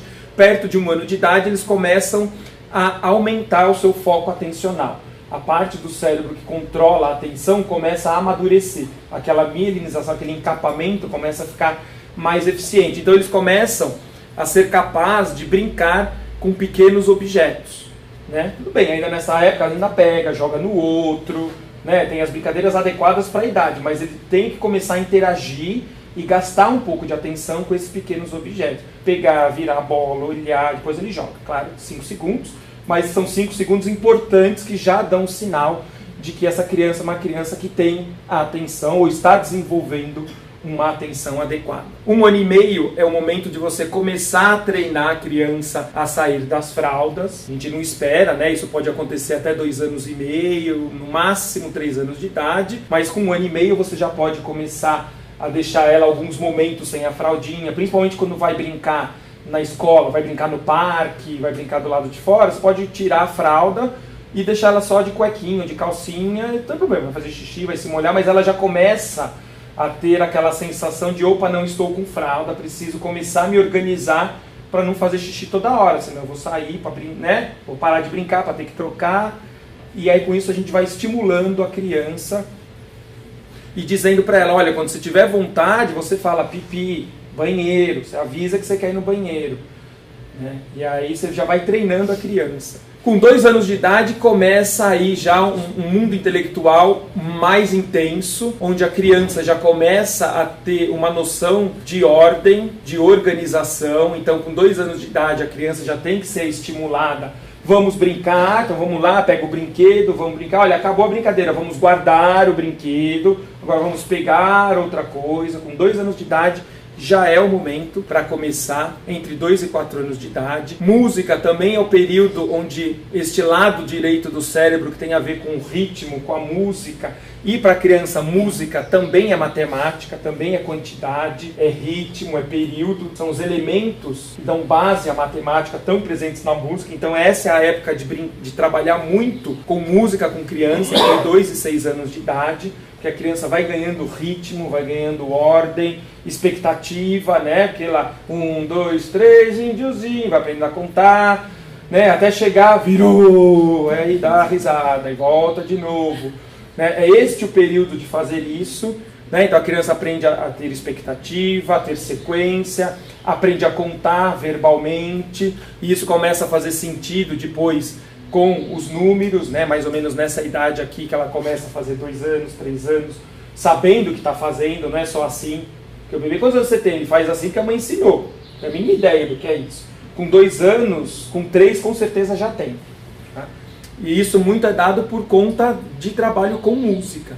Nessa idade a criança já tem que saber a ter uma vida social mais elaborada, ou seja, pedir por favor, pedir dá licença, falar obrigado, né? Então, você quer leite? Aí você vai lá, pega o leite. Como que fala para a mamãe? Obrigado. Então, sabe, começar a ensinar essas coisas nessa idade, com 2 anos de idade. 3 anos de idade é o começo da parte mais alfabética da criança, no sentido, não é ensinar a ler, escrever, nem aprender a fazer letra, mas já é ter contato com esses símbolos estruturados que ela vai usar depois para fazer o pareamento simbólico entre esta figura, este som e o significado dele, que é o processo de alfabetização. Mas até então, ela não sabe, né? Então começar a brincar, brincadeiras em que os números e as letras já apareçam. Então quebra-cabeça, que envolve, quando constrói o quebra-cabeça, uma sequência numérica, começar a fazer colagem em cima de uma grande letra A, pintar um número, quer dizer, começar a oferecer esse estímulo estruturado, visual, com vistas a, no processo de alfabetização, isso se tornar um símbolo conhecido para ser acoplado à fonte verbal e ao significado, que tudo isso depois tem que virar que é a letra A, depois isso vai virar uma sílaba, que vai virar uma palavra, que significa alguma coisa. Então, esse significa alguma coisa já começa a ser trabalhado aqui com base nos seus elementos. Desde aqui, a linguagem falada já tem que estar presente. Com 3 anos começam os elementos da linguagem escrita. Ainda de maneira lúdica, de maneira, né, a oferecer esse estímulo para a criança sem saber de fato, né, sem forçar a criança a saber o que é uma letra A, saber o que é um número, mas enfim, já colocar no universo de experiência dele essa parte gráfica. A partir dos 4 anos, começar a trabalhar relações espaciais e elementos de matemática mesmo, do tipo muito pouco, perto, longe, contagem, quantas frutinhas tem aqui? 1, 2, 3, quer dizer, contar até 10, a criança com 4 anos de idade já começa a conseguir fazer. Então, entre 4 e 6 anos de idade, esses estímulos têm que ser bem apresentados, porque é a base da formação intelectual, da educação formal, que é da alfabetização que a criança vai ter, que vai acontecer dos 6 aos 13 anos de idade. Este período de 6, 7 anos de idade até 13 anos de idade é o período dessas outras aquisições, né? Então aqui ele já sabe falar, já sabe ouvir, já entende o que ele ouve, aqui ele já teve experiência com diferentes formas e a partir desse momento eu vou juntar esta forma gráfica com o que ele já sabe de som de palavra e associar o significado. Tá? Então casa não é simplesmente uma palavra que tem um significado. Agora essa palavra ela também vai poder ser escrita, vai poder ser representada de outra forma. Então ele vai ter que fazer um pareamento, vai ter que acoplar este símbolo gráfico com essa sonoridade. A partir daí, então, vem o processo de alfabetização, que é não só fazer essa acoplagem inicial, mas depois começar a construir estruturas mais complexas, como sílabas. Depois das sílabas vem as palavras, e que a ordem das sílabas numa palavra é importante, né? Casa e saca é a mesma, são as duas mesmas sílabas, só que uma está na frente da outra. Casa é C-A-S-A e saca é S-A-C-A. Né? Quer dizer, a ordem é importante, e aí entram as regras, começam a entrar as nossas regras de gramática, sujeito, verbo, predicado. O M vem antes do P e do B, senão você usa N. Quer dizer, todos esses refinamentos linguísticos que eu sei falar, mas não sabia escrever, agora, durante esse período de alfabetização, que vai dos 6 aos 13 anos, passam a ser o foco, porque a partir daí, toda a linguagem e o raciocínio matemático deve estar estabelecido, a partir de agora, ampliar a complexidade, a diversidade dele. Né? Para eu, com 13 anos, na 6ª, 7ª série, aprender ciência, geografia, eu preciso ler, preciso escrever, preciso saber conta, pelo menos as básicas. A partir daí eu passo para outros níveis de complexidade, inclusive de matemática, né? Porque agora eu passo para equações, para polinômios, para funções o quê? Mais abstratas, para contas mais relacionais, começo a usar símbolos como letras em vez de números. Quer dizer, deixou de ser aquela coisa concreta, quantitativa, e passa a ser um instrumento de linguagem.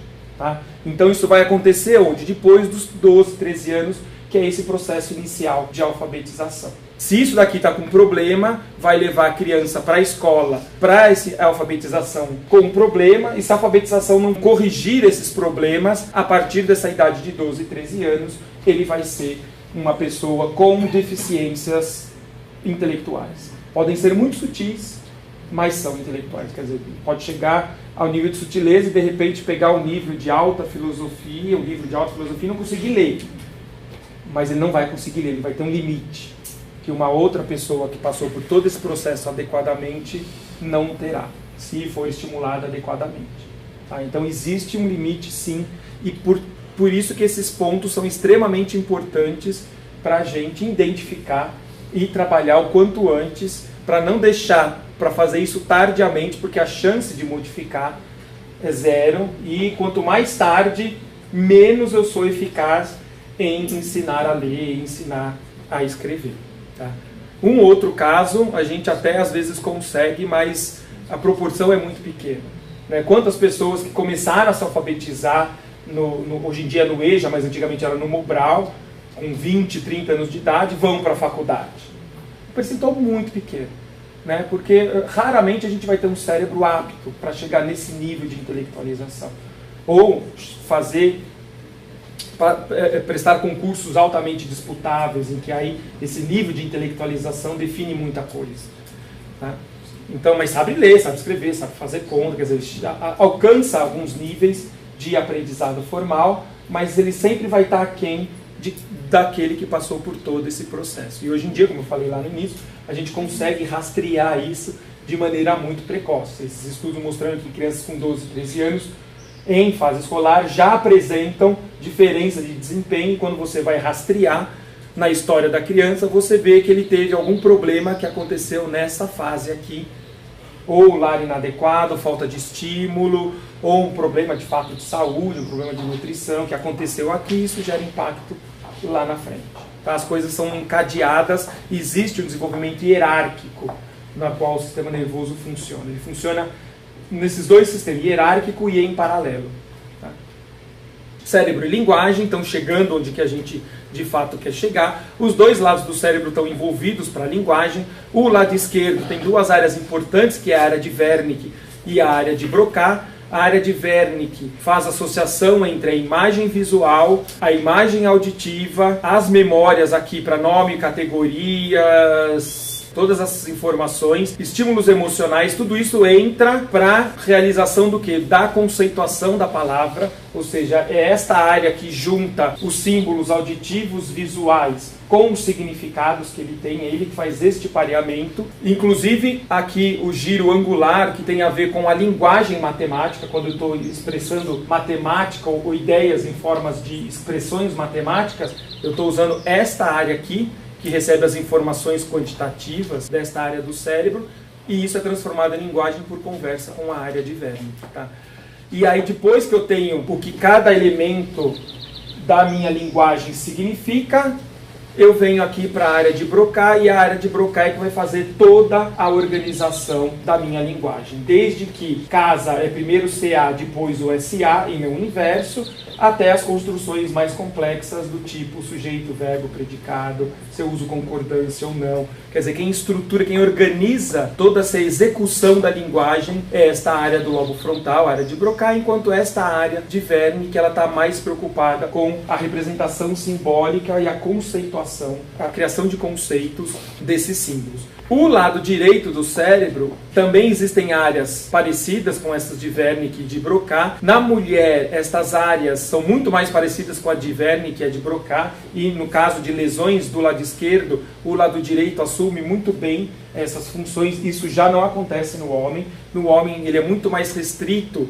a características mais abstratas, né? Esse lado direito é um lado mais abstrato, como por exemplo expressão emocional e melódica da música. Desse lado aqui, mais o lado de atenção e audição multimodal, quer dizer, representação de espaço por base da nossa e atenção auditiva, atenção visual.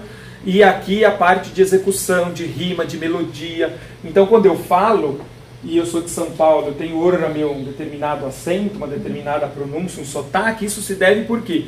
Porque a minha área de Broca está organizando a minha forma de falar, e do lado esquerdo e do lado direito, esta área aqui está colocando as entonações melódicas, o ritmo, onde eu estico mais, onde eu afrouxo menos, o quanto que eu demoro em termos de milissegundos para começar a falar, né? A diferença entre o P e o B, na verdade, são 25 milissegundos de início de pronúncia, a gente não consegue perceber conscientemente, mas existe uma diferença praticamente de tempo, em termos de pronúncia é praticamente igual. E isso quem faz? Quem aprende a fazer essas modificações super sutis? O meu lado direito do cérebro. Então, sotaque, a parte mais melódica da música, o ritmo, tudo isso tem a ver com este lado da linguagem. enquanto este outro lado é o lado mais analítico, mais conceitual, mais simbólico, mais computacional. Então ele quer ver a ordem, quer ver se está certo ou errado, se o conceito está adequado ou não, se a letra é certa ou não. E o lado direito vai ver então como que eu expresso isso, né? Como que eu faço para fazer essa leitura, como que eu leio essa palavra, da direita para a esquerda, de cima para baixo. Então tudo isso que a gente aprende, a gente está ensinando, na verdade, este lado do cérebro a fazer esses movimentos, a gerar atenção. Onde que eu olho no começo da leitura? Na nossa língua, a gente olha no canto superior esquerdo e faz esta varredura no espaço. Então, este meu lado direito olha globalmente o espaço e vai indicando onde é que eu tenho que parar meu olho durante a leitura. Se eu fosse árabe, eu escreveria assim. Se eu fosse japonês, eu escreveria assim. É um outro padrão de funcionamento do cérebro. Na verdade, até mais fisiológico do que o da nossa língua. E tudo isso é o quê? É aprendido. Esta área não nasce sabendo tudo isso. Tudo isso a gente ensina com a experiência do ambiente. Tá? E a mesma coisa acontece para a linguagem matemática. Tá? As comparações, existem áreas específicas do cérebro para comparação. Os fatos numéricos têm uma relação grande com o sistema verbal. A parte visual com a forma do número, ou seja, a mesma área que representa a linguagem escrita também representa a linguagem matemática e outras tantas linguagens que a gente for capaz de aprender. Se um dia existirem marcianos, eles falarem Klingon, a gente vai aprender a linguagem Klingon com as suas regras, com os seus símbolos e vai usar essa mesma estrutura do cérebro para esta nova linguagem diferente. Então, numa simples conversa, o que a gente está fazendo é ativando todo esse circuito. A gente vê, a gente ouve, a área de Wernicke processa os símbolos e os códigos, manda para a área de Broca as informações necessárias, e a área de Broca manda para o córtex motor certos padrões de ativação, e aí se eu vou usar um gesto, se eu vou usar a boca, se eu vou usar a mão para escrever, é esta conversa entre a área de Broca e o córtex motor que vai definir a minha forma de expressão de linguagem. Tá? Mas eu uso a mesma área independente da linguagem que eu uso. Se eu estou usando Libras, se eu estou falando, ou se eu estou escrevendo, se eu estou usando gestos, né? Ora, meu, né? Isso tudo depende do quê? Depende, né? Quem vai ser ativado, se é o olho, se é a boca, se é a mão, se é o corpo inteiro, depende desta conversa entre Broca e córtex motor, que é definido de acordo com a nossa linguagem, com a nossa cultura, assim como os símbolos e significados também são definidos com a área de Wernicke. Nos Estados Unidos, isso aqui é ok, legal. Em outras culturas, isso aqui pode ser até um palavrão. Né? Esse significado, ele é colocado onde? Na área de Wernicke. O gesto ou a figura espacial visual é decodificada por aqui e ela não tem símbolo nenhum. Ela vai ter um símbolo, um significado aqui. E esse significado vai ser armazenado como nome, categoria, em toda essa região aqui do lobo temporal. Tá? Que é isso aqui, ó, depois. Tá? Então as diferentes áreas do cérebro vão se conversando. Então aqui eu diferencio o significado das diferentes letras, as formas espaciais. Aqui os sons, os significados. Aqui a área de Broca eu vou falar, como que eu vou falar, ou eu vou escrever, como eu vou escrever. Para a escrita a gente tem inclusive uma área adicional que é assessora à área motora de Broca para a escrita, né, porque exige uma habilidade motora bastante refinada. Então quando a gente está alfabetizando uma criança, a gente está ativando praticamente todo o nosso cérebro, criando essas conversas, esses circuitos. Daí a importância de se fazer isso no período ideal, onde o cérebro está apto para isso. Porque depois eu não consigo fazer isso, ativar esse circuito, no momento que o cérebro pressupõe que esses circuitos estão desenvolvidos. Agora, é a elaboração de outro tipo de função, que pressupõe que isso esteja desenvolvido. E se não está, não está. Né? O cérebro não está mais gastando tempo com isso. Pulei de fase. Né? Eu não vou mais ler livro da quinta série se eu estou no primeiro colegial. Pulei de fase. Né? A gente pressupõe que no colegial você tem todo aquele conhecimento do ensino fundamental adquirido. O cérebro fisiologicamente faz a mesma coisa. Passou o tempo, acabou. A partir de agora é outra coisa que eu quero. E a gente pode deixar mais complexo, tanto o lado direito quanto o lado esquerdo do cérebro, para as funções cognitivas. Então, por exemplo, a reconhecimento de objeto vai ficando cada vez mais complexo quanto mais para dentro vai entrando, memória para música, memória visual. existe na nossa espécie uma memória para a face muito específica, a gente interage socialmente, recolhe muita informação social através da face, então a face é um instrumento de comunicação extremamente importante, até que basta olhar na cara do fulano, você já sabe se ele está alegre, feliz, gostando, desgostando, saco cheio, com sono, não precisa nem falar. É só você olhar, você já recebe um monte de informação. E a gente é capaz de fazer isso por quê? Porque a gente tem uma área específica para decodificação de faces, tá? E ela fica muito próxima da área de decodificação de memória emocional, da amígdala, então a gente bate o olho, já liga tudo isso, já sabe se está gostando ou não, se está chateado ou não. Vou passar então rapidamente, desordem do espectro autístico. Como a gente viu, o autista tem muito mais neurônio, portanto a conversa entre essas áreas é completamente bagunçada e inadequada, como a gente espera com uma criança normal. Por isso que o autista ele acaba tendo diversos problemas, geralmente relacionados aos altos níveis de complexidade, como por exemplo comunicação, relações sociais, e algumas vezes, quanto mais grave o tipo de autismo, mais perturbadas são as funções elementares. Inclusive tem crianças autistas que não conseguem ler, não conseguem escrever, outras não conseguem mal controlar os seus esfíncteres, quer dizer, quanto mais grave, mais funções elementares são prejudicadas. O autista de alta funcionalidade, aparentemente ele tem problemas só com relações sociais e identificação desse aspecto emocional com o outro e com o ambiente. Ele não sabe se o ambiente está agradável ou não, ele não consegue fazer essa leitura, mas ele é inteligente, muitos até têm uma intelectualidade, um QI muito elevado. E uma faixa normal de interesses para a idade, quer dizer, o autista ele se interessa conforme uma criança da idade dele se interessa também. A diferença é que ele tem geralmente preferências muito restritas. Então ele gosta de trem, só gosta de trem.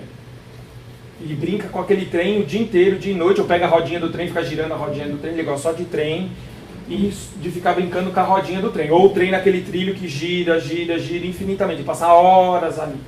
Então esse é o grande problema do autista, né? Dificuldade com relações sociais e interesses, embora dentro do normal, para a idade dele, são interesses muito restritos e específicos e repetitivos.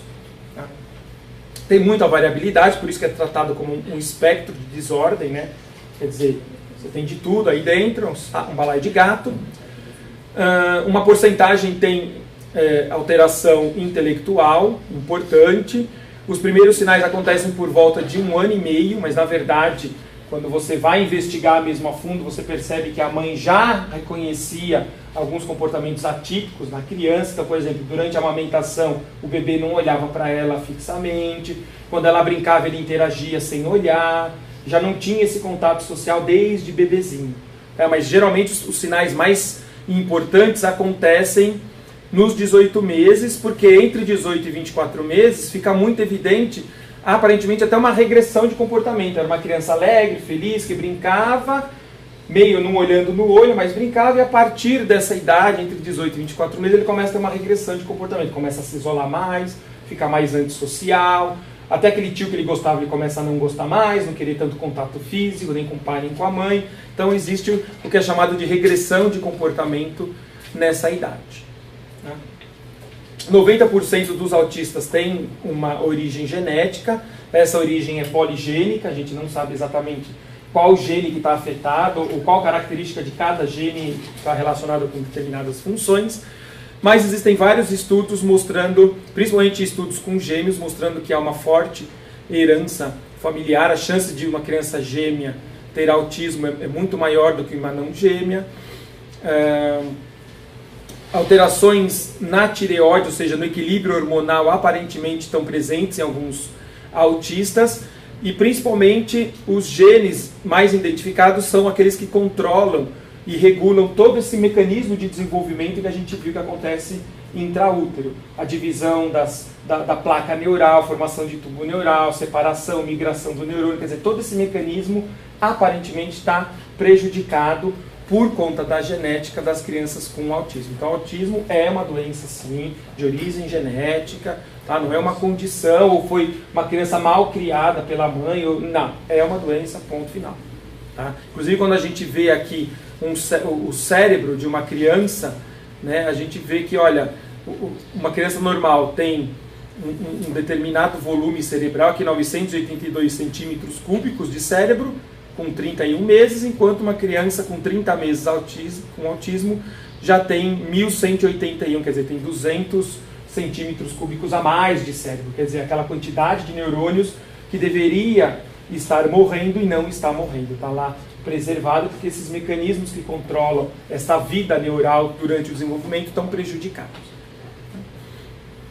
Existem várias disfunções associadas, principalmente com uma classe de neurônios específicas que ficam perto daqueles neurônios da face, que tem a ver com a imitação, que a gente aprende muito socialmente, imitando o outro, né? Então o filho imita o pai, imita a mãe, imita o comportamento de quem está ao redor dele, e a gente faz isso porque existem neurônios específicos para esse tipo de atividades, foram batizados como neurônios espelhos, porque são neurônios que funcionam como se fossem espelhos. Eu faço assim e o neurônio diz para eu fazer assim também, né? Ou seja, imitar, ou são neurônios que estão ativados durante os processos de imitação e estão relacionados com a criação de empatia, reconhecimento facial durante a linguagem, enfim. O TDAH é outro transtorno também bastante frequente no universo da educação. Para ser TDAH você precisa ter 3 sintomas, e sintomas que sejam funcionalmente importantes, que é a impulsividade e a hiperatividade e uma baixa de atenção, né, de maneira que o aluno não consiga desenvolver aquelas tarefas. Tá? Então, TDAH não é assim qualquer flutuação de atenção ou qualquer criança um pouco mais danada da conta, não. É de fato um distúrbio mais severo e que está presente de 3 a 5% da população só, não é mais do que isso. Então uma escola, uma sala de aula que tenha 10, 20% das crianças com TDAH, está errado, né? O diagnóstico está hipervalorizado. Tá? O TDAH ele fica mais evidente exatamente durante esse período de alfabetização, onde a criança precisa agora passar mais momentos interagindo com determinado estímulo. Então ele tem que ficar pelo menos 1 hora sentado na carteira, copiando o que a professora está escrevendo na lousa, ou fazendo uma determinada tarefa, ele começa a ter dificuldade para fazer isso. Ou dificuldade atencional, quer dizer, ele começa a fazer, o amiguinho chama, ele responde, ele dá pitaco na conversa lá do fundo da sala, né? Ou seja, ele não consegue filtrar aquelas conversas inibitórias do cérebro, não se estabelecem muito bem, ele não consegue filtrar o que é importante, qualquer estímulo entra e desperta a atenção dele. E, em alguns casos, ele também é hiperativo, quer dizer, não só ele tem problema de atenção, mas também ele não consegue ficar parado, né? Ele abre o zíper, pega o estojo, fecha o zíper, guarda o estojo, pega o lápis, aí abre a mala, pega o estojo, abre o zíper, pega a borracha, apaga, guarda de novo, quer dizer, ele tem que fazer alguma coisa o tempo todo, ele não consegue ficar parado. Cada rabisco que ele faz, ele vai mostrar para a professora o que ele fez. Ele é hiperativo, ele é impulsivo, ele não consegue controlar. Quando tudo isso começa a ficar disfuncional, ou seja, começa a prejudicar o desempenho funcional dele, aí a gente está frente a um quadro de TDAH. Mas o critério, no geral, é muito exagerado. Isso daqui é criança danada, tá? Isso daqui não é criança com TDAH. Até mesmo porque o período no qual a gente tem um bom controle atencional, ele termina ali na faixa dos 12, 13 anos. Então, até essa idade, a gente pode ser só muito hiperativo. A partir daí, se eu continuar hiperativo além da conta, ou continuar tendo problemas graves de atenção, aí eu estou com muito mais certeza frente a um quadro de TDAH. Tá? E alguns estudos epidemiológicos têm mostrado que, de fato, existe uma supervalorização dessa doença, porque o menino começa a dar trabalho na escola, porque ele é desse naipe, né? Do naipe que come tudo, come toda a planta do jardim. A mãe é chamada na escola, a mãe pega, leva a criança no médico, a gente fala, é TDAH, dá esse remedinho que ele melhora, resolve o problema do médico, da mãe e da escola. Então dá o remédio e pronto. Mas nem todos eles são.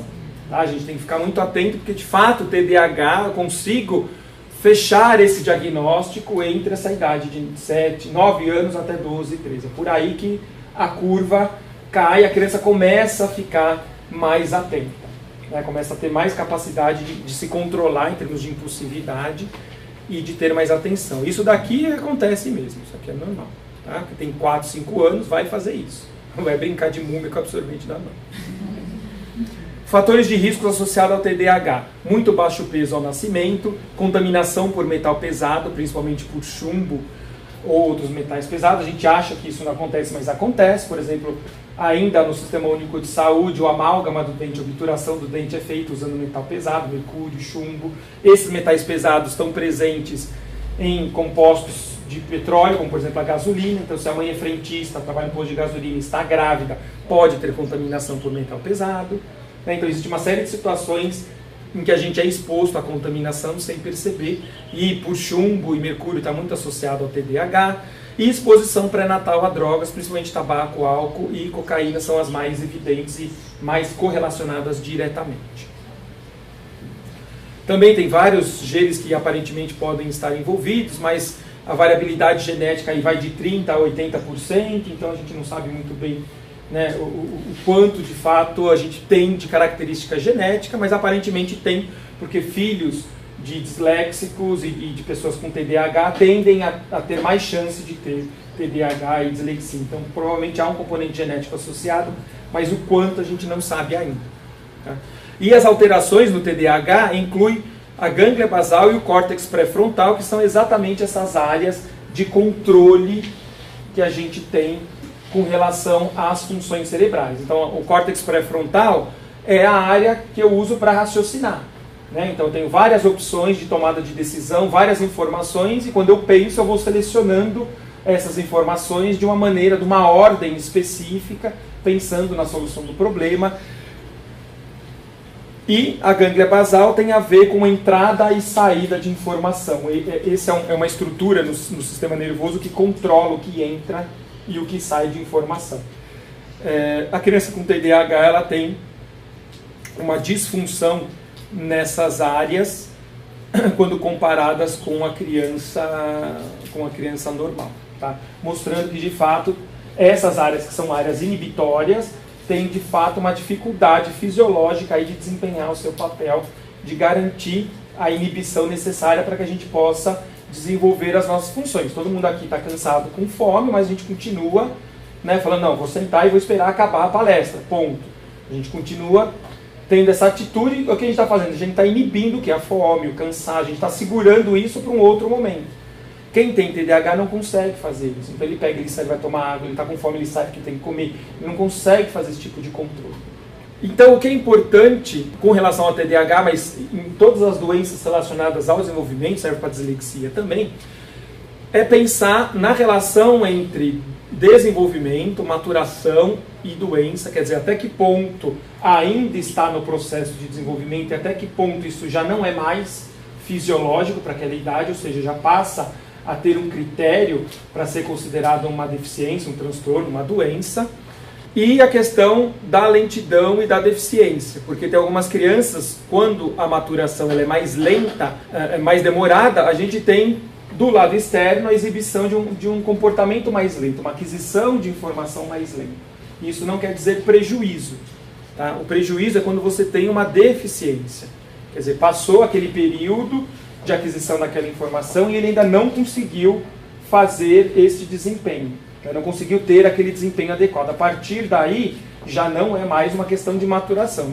Uma pessoa com 16 anos de idade, completamente impulsiva, já é TDAH, é uma doença. Até 12, 13 no máximo, eu aguento. Passou daí, já não é mais fisiológico. O cérebro já desenvolveu o que tinha que desenvolver. Ponto. 13 é o final, assim, de 9 a 13. Quer dizer, um cara com 16, 15, impulsivo, não é impulsivo. É TDAH, é doença, e aí tratamento nele. E aí o nível de tratamento depende do nível de acometimento da função que ele tem.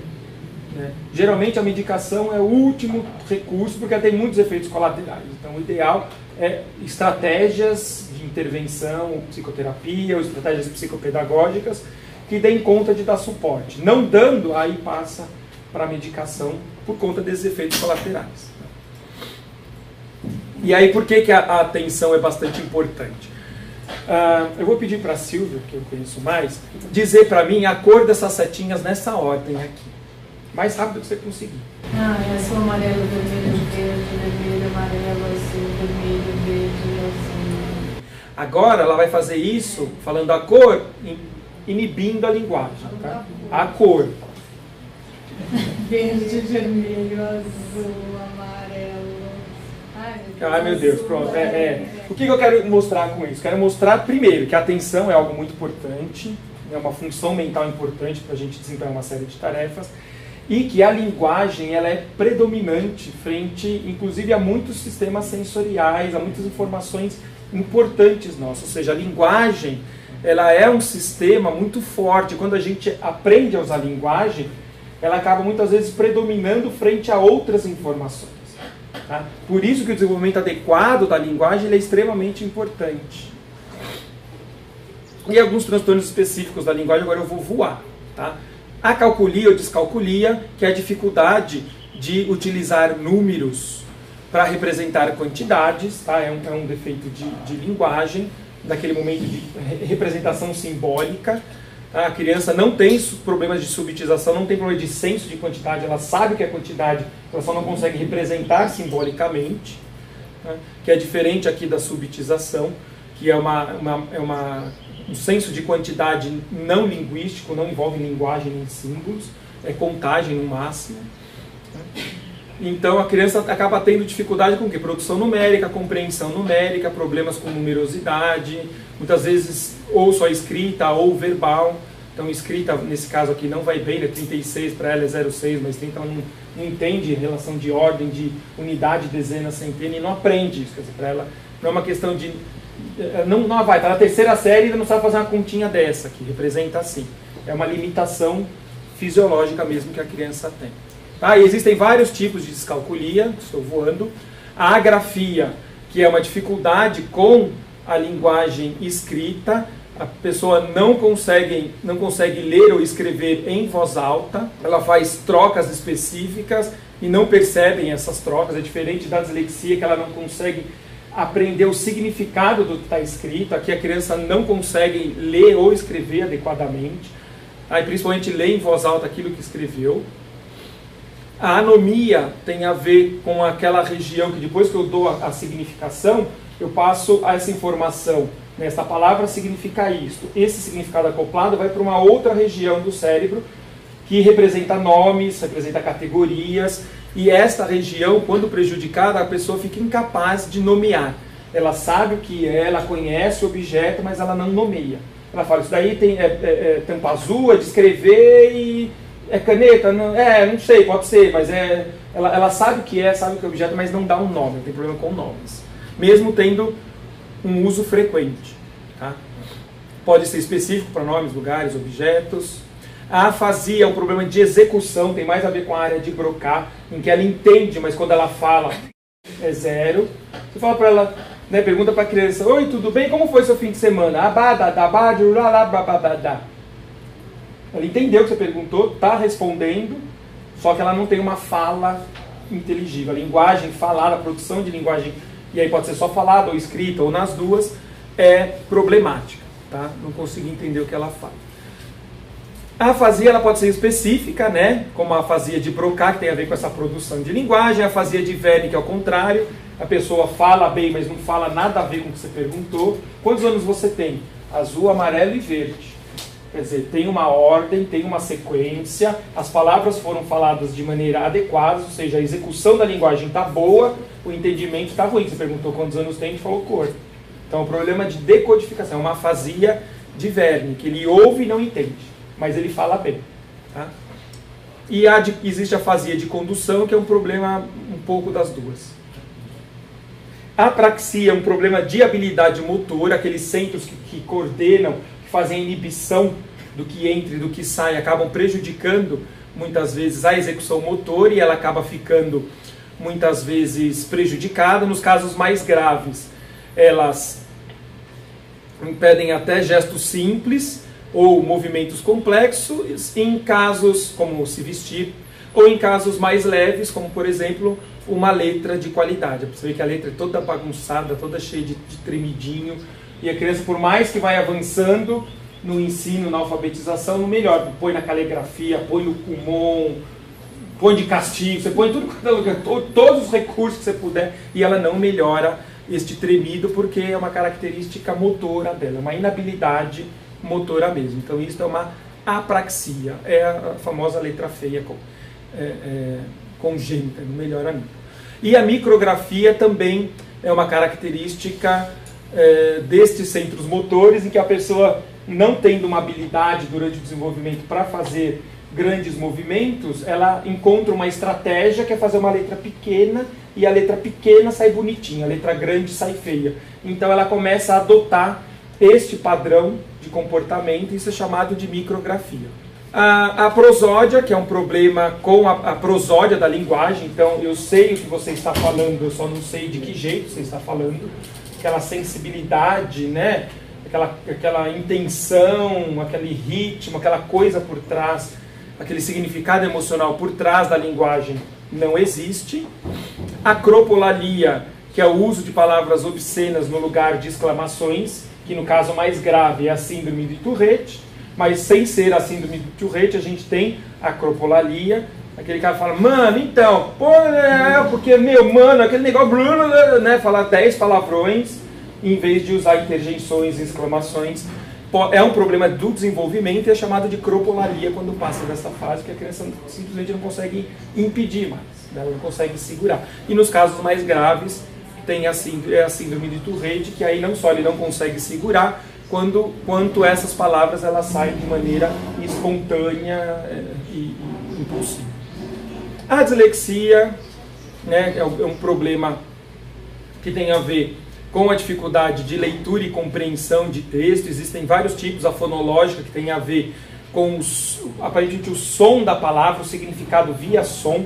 E depois que a gente aprende a escrever e a ler, a gente acopla esse sistema, que é o último, no sistema da linguagem falada, que a gente desenvolveu desde pequeno. Então mesmo quando a gente está lendo um livro lá quietinho, a gente está ouvindo a nossa voz mentalmente, internamente. Né? Quando a gente lê um livro, parece que a gente está se ouvindo internamente.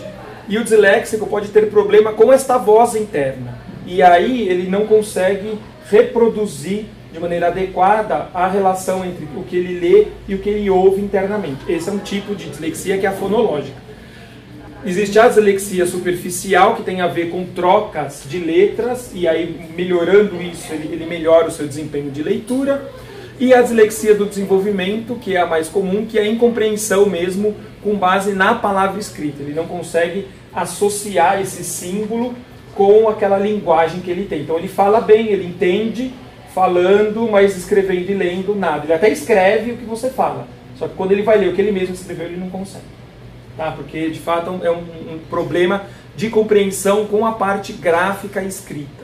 E a escrita com a parte gráfica de leitura. A escrita ela é preservada, e quando a gente mostra que em ressonância magnética funcional, ativações desta área de codificação, né, simbólica, a área de Wernicke, o disléxico tem uma ativação de fato muito menor, ou seja, uma deficiência mesmo cerebral em fazer esse tipo de associação entre visão, audição e significado. Tá? Terminamos no prazo. E aí, gente, perguntas, se vocês tiverem, tá? Uma ou outra, talvez a gente não consiga responder todas, mas podem mandar e-mail à vontade, tá bom?